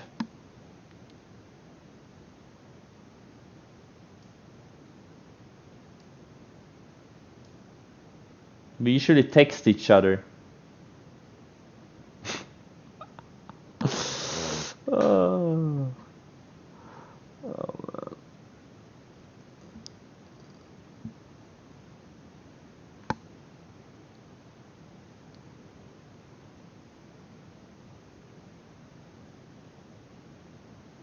what was the change that made me profitable after 24 months? Well, I did more of what worked and less of what didn't work. I finally started get the concept of setups. It took me a few years. That's what made me stop losing money and actually start making money. That's why setups are so important. Like, I see the bullshit every day. Someone comes in with an opinion. Like, oh, Apple is gonna disrupt Livongo, or, you know, this or that, and it's all just nonsense. Like, great if you're an investor, but in trading, none of those things matter. Like, just focus on the setups. If the stock is going up, it's going up, right? Maybe Livongo will get disrupted by Apple in the next couple of years, who knows? But if you have a setup and it's breaking out, you know, you buy it, right? If you have a setup and, you know, if a short setup, you short it. It doesn't matter if it's the world's greatest company. If you get a good setup, you short it, right? But people have so many opinions, and that's, you know, the opinions is what kills people, right? In the markets. Because most opinions are shit. Like, if your opinions were any good, you would be rich already. Think about it. Why aren't you rich, right? It took me too long to realize that. I'm just an idiot. I think you can become a profitable trader once you realize you're just another idiot. You don't know shit. You think you know things, but you really don't.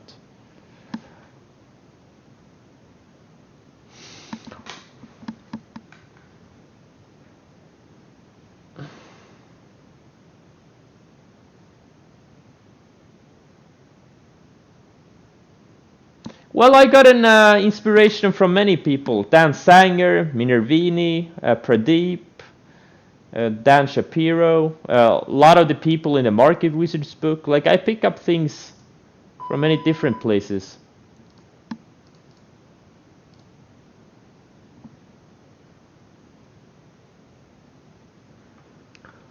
Tim Sykes, yeah, Tim Sykes is where I learned to trade the parabolic setup, what he calls a supernova. That's one of my 3 main setups. Yeah, well, not that Sanger's trading is very similar to mine. My trading is very similar to Sanger's. There's a reason for it, because it works. It really works.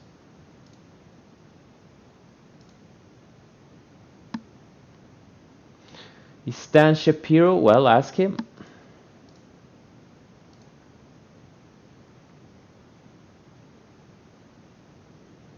NNOX? No, maybe next week. Yeah, all the setups I trade, I would still trade them if I had a small account. Like if I had to, like if someone like stole all my money and I had to start again with just a few thousand, I would trade the same setups I trade today. Nothing would change.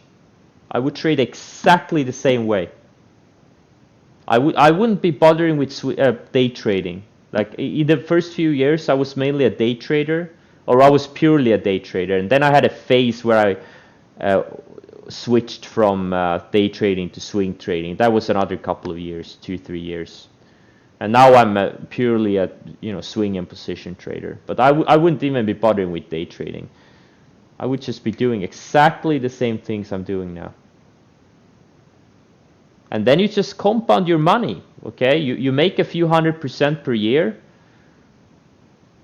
If you're really good, you can make more. It also depends on the market also, of course. But even in a kind of a tough market, you should be able to make 50-100% if you're like a short-term swing trader.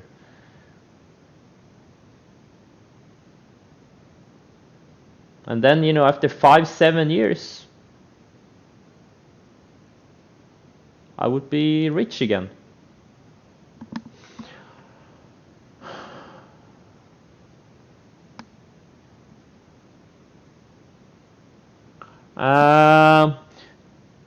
Yeah, it was slightly. I had slightly bigger percentage returns in the first few years because I took more risks. Like I had instead of like today, like I risked maybe 0.2 to 0.5% on my account on my most of my trades. I rarely risk more than 1%, but in my earlier days I risked more. I rarely risked less than 0.5%, and I very often risked like 1 and 2%. So like my returns were bigger, yeah, but they were also more volatile. Now I just don't want much volatility. I'm happy to sacrifice some returns for peace of mind.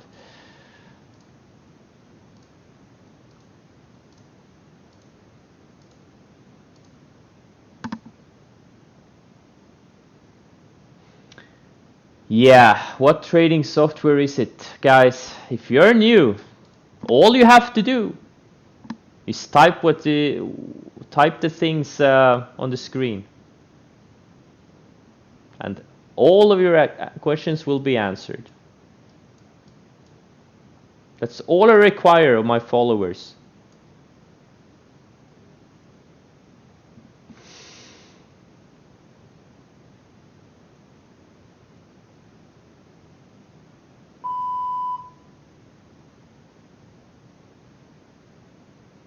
%? Yeah, 2% is really the maximum you should ever take, in my opinion. Now sometimes, you get run over. Like I got on Kodak, I dropped like 7 or 8% of my account in that trade. Like, like a black swan scenario. Or like from an overnight gap that goes against you.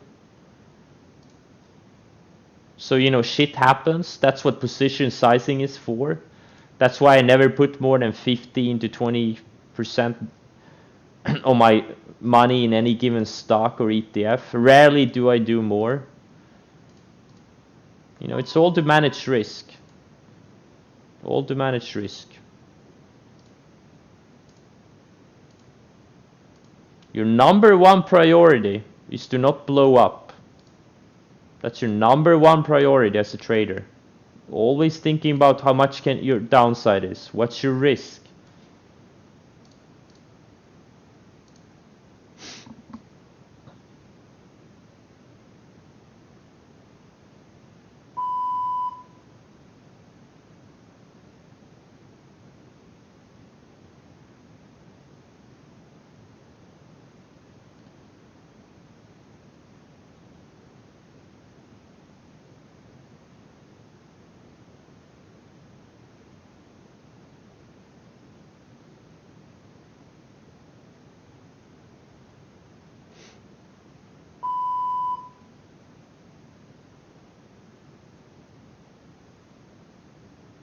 What do you say to people that are convinced trading is gambling?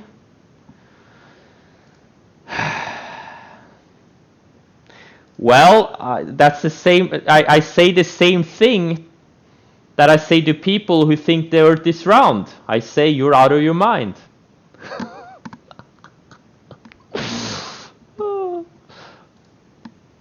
Oh man. Did I just say that out loud?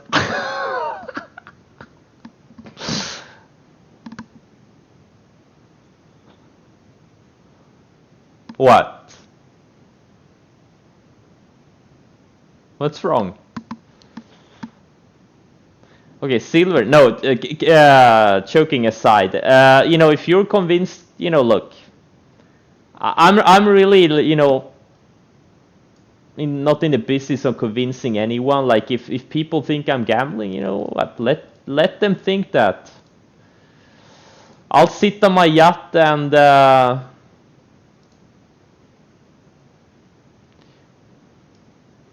have fun. I don't know. I don't really give a shit.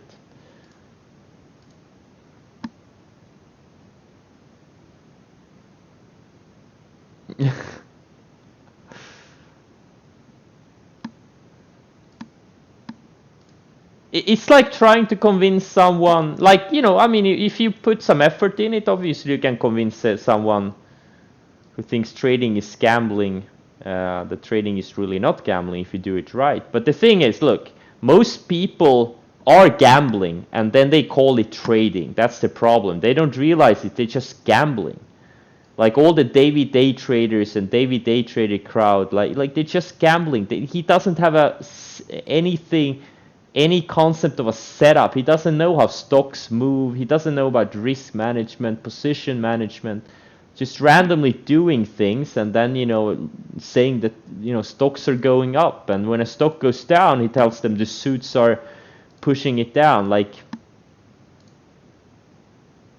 and anyone who has like more than 5 brain cells understand he's just gambling, right?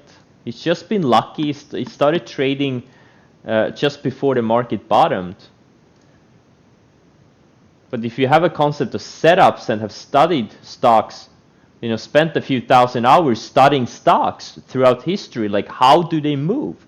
Like it's the same patterns over and over again. All you have to do is to learn those patterns, recognize them, and trade them with good risk management. And it's not gambling. You can turn a few thousand into tens of millions. It's not about luck, right? It's systematically exploiting an edge over and over again, hundreds of times per year, maybe even thousands of times per year, right? That's not gambling. That's having an edge.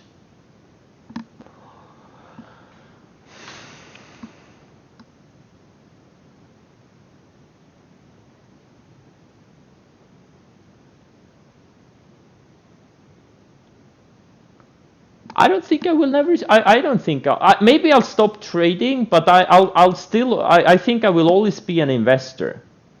I think I will always be at least investing. Maybe I'll stop trading, like, you know, based off charts and stuff like that. You know, maybe I want to go backpacking in Asia for 2 months, right? I can't sit there and trade. Maybe I'll put all of my money in, or most of my money in, you know, long-term investing. But I would only do that after a big crash in the market. I wouldn't like do it now.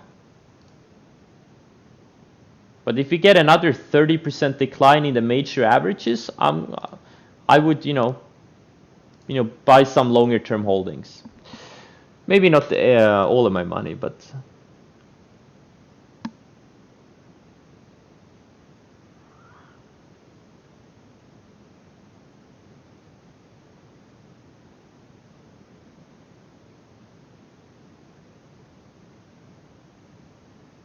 yeah, you're right. He's actually a CEO of a gambling.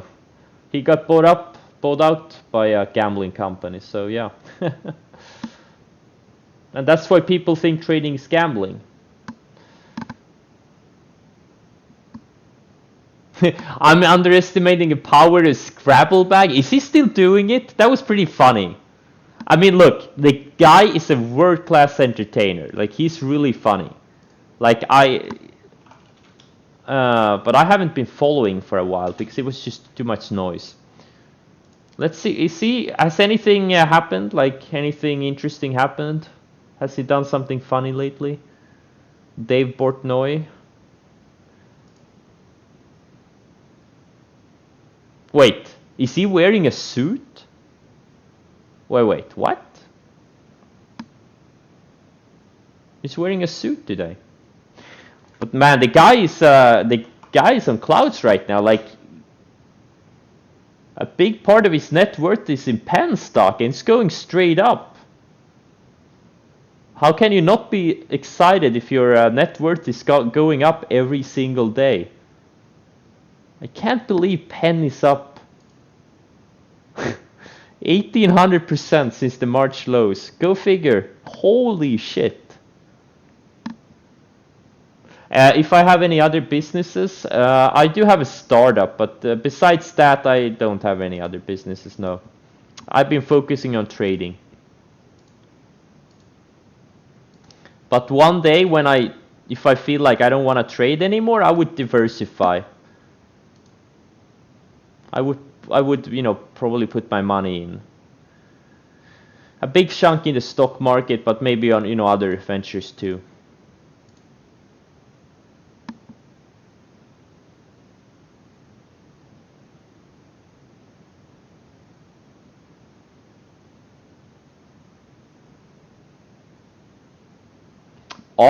Are you an INTJ /P? I don't know what the hell that is. Basement traders? Yeah, basement traders.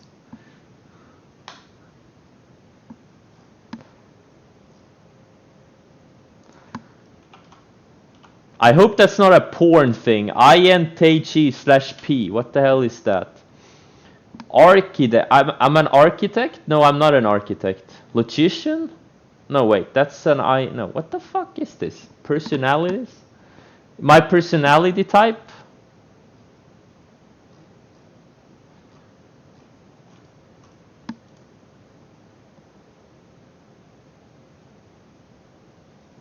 I have no idea. I think all of that is bullshit.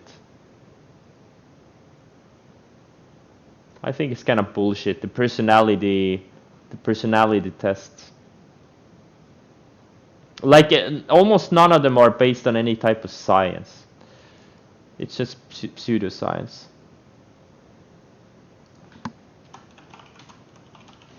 Myers-Briggs? Is that what it is? No idea. It's outside of my confidence zone. If there's a setup, I'll trade it. I don't know anything else, okay?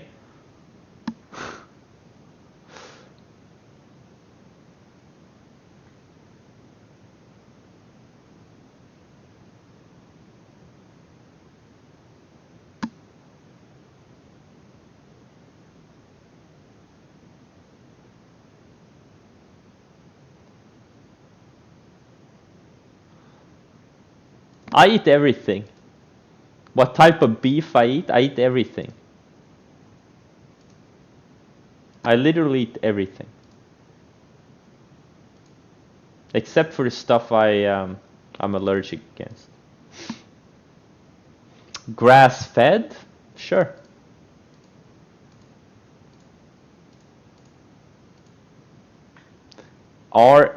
Wrecker? You don't have to put... yeah, it looks good. Someone mentioned it earlier. It looks really good. This is a 5-star setup. It looks really, really good. It does.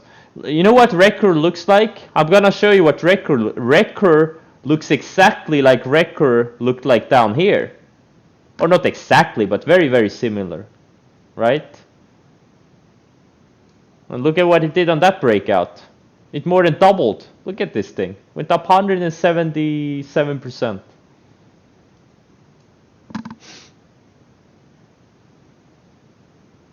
My thoughts on Roku? Well, my thoughts are I bought it opening range highs yesterday. I'm still long. Those are my thoughts. I'm just trailing my stop. Well, actually, I haven't moved my stop yet. Are you holding or... Guys, okay. Guys. All these market events, okay? It's just... The markets may go up, they may go down, okay? All you need to focus on is your setups, okay? Do they trigger? Do they stop you out? That's all you need to care about. What Fed does when a Fed has a meeting, like they could literally say anything. You know, it's just not gonna help you in any way. Focus on setups. That's another thing that took me far too long to learn. All these people having opinions about the Fed and this and that and China and blah blah yada yada. Like, you know, we get the Fed meeting, they say something, the market could go any way. We don't know that, right? There's no way of any of us, no way for any of us to know what the market will do or what the Fed will say. Just focus on setups. Put your stops, right? If you have any positions that are close to you, like something maybe you bought today or yesterday that hasn't gone yet, right? Put a hard stop on it, and you don't have to worry. If it stops you out, it stops you out. There's no reason to overthink things. I have some stops. I have hard stops set on a few things that are kind of close to my entry. Other than that, you know, I'm just trying to let things work. Well,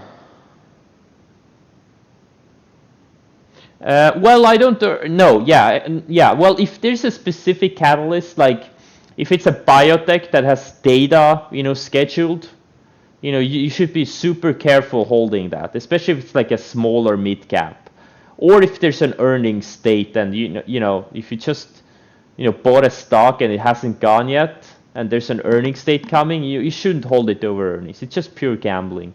There's really no idea to know what it will do.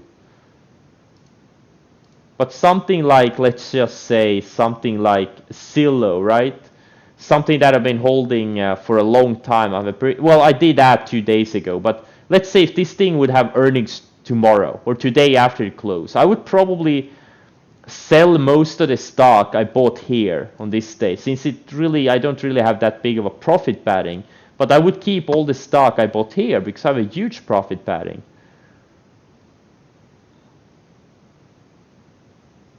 It's all about the profit padding, right? UPS, I don't even have to look at the chart to know that it's a low ADR stock, 2.4. 2.4. Well, sometimes when the lot is like the lows of the day is way below the base, like something like save, like it's just trying to break out of a long range, but today's lows is kind of well below those lows, like in the base. Like there's no reason to use today's lows. It's even lower than yesterday's lows. So I'm using the lows of this previous 60-minute candle instead. because the stop would be too wide otherwise. So, but 95% of the time I use the lows of the day as my stop when I buy a long swing. And if I short, it's usually the highs of the day as my stop. Alright guys, automating these trades. No, I don't think, because you can't put a hard. There's so much discretionary things in it. There's so many nuances you have to, kind of just look at how it acts, like how a certain setup acts, like when a market has down ticks, and there's just so many things. I don't think you can automate it as well as you can trade it discretionary.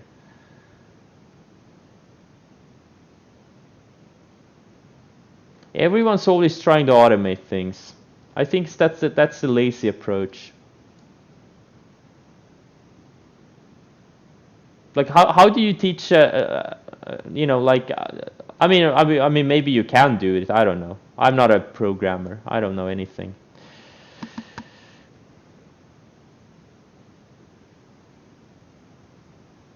No, ESTC. It was a very thin stock, and I had decent size, so my stop was above the lows of the day.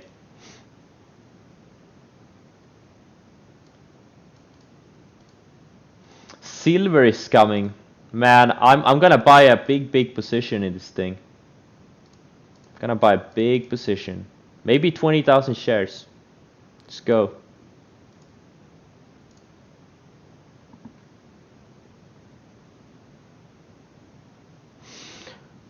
How big is my boat? It's a 54 footer. Oh man, I'm gonna get it next week. I'm looking forward to it.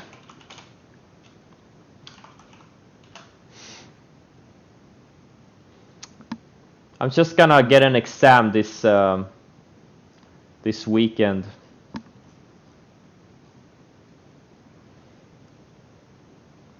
My boat costs quite a bit. Let's see, 54 was it here? 54 IPS.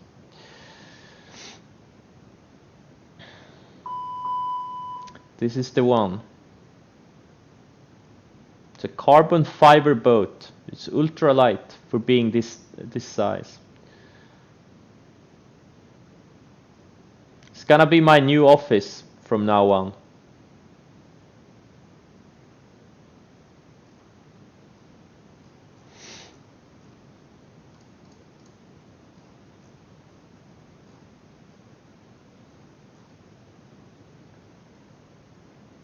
They also have an 88 footer, which is huge. I've been on this one. This is just a very big boat.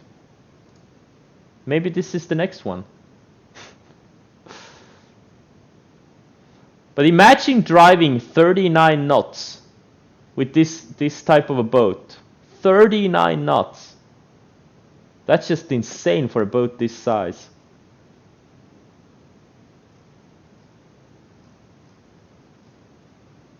Anywho, enough talk about boats. Have you seen Jeff Bezos' boat? Yes. Can you reach Estonia with 50? Yeah, I can reach Estonia with my current boat, but it's gonna be much better in my new one. It's gonna take me like 3.5 hours, if I'm lucky.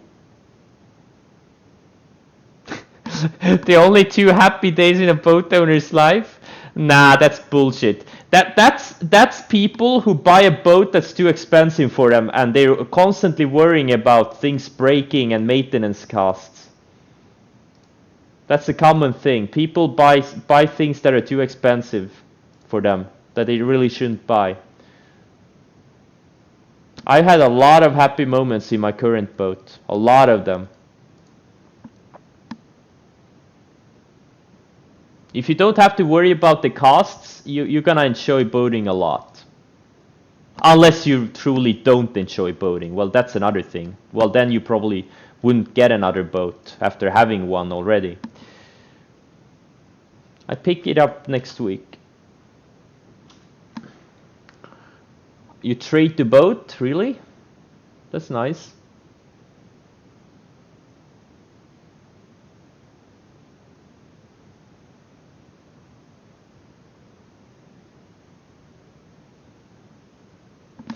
Should I buy some silver?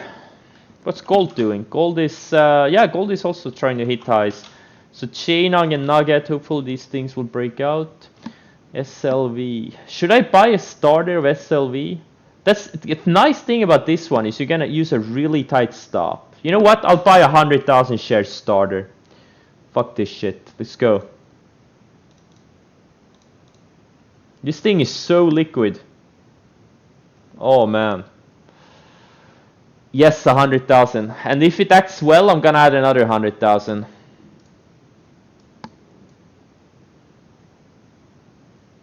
But the stop is really tight. I'm gonna use like what? The 11-cent stop?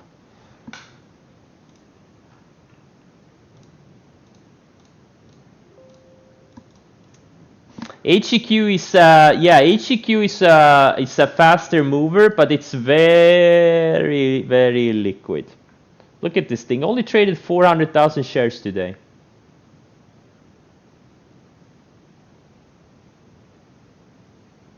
But don't get me wrong, I'm gonna buy this one too.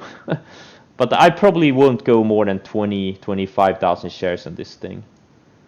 It's just too liquid. But not now. Okay, guys, I tried to cut the stream a couple of times now, and then something else comes up. Okay, thanks for joining, and I'll see you tomorrow. Good luck trading.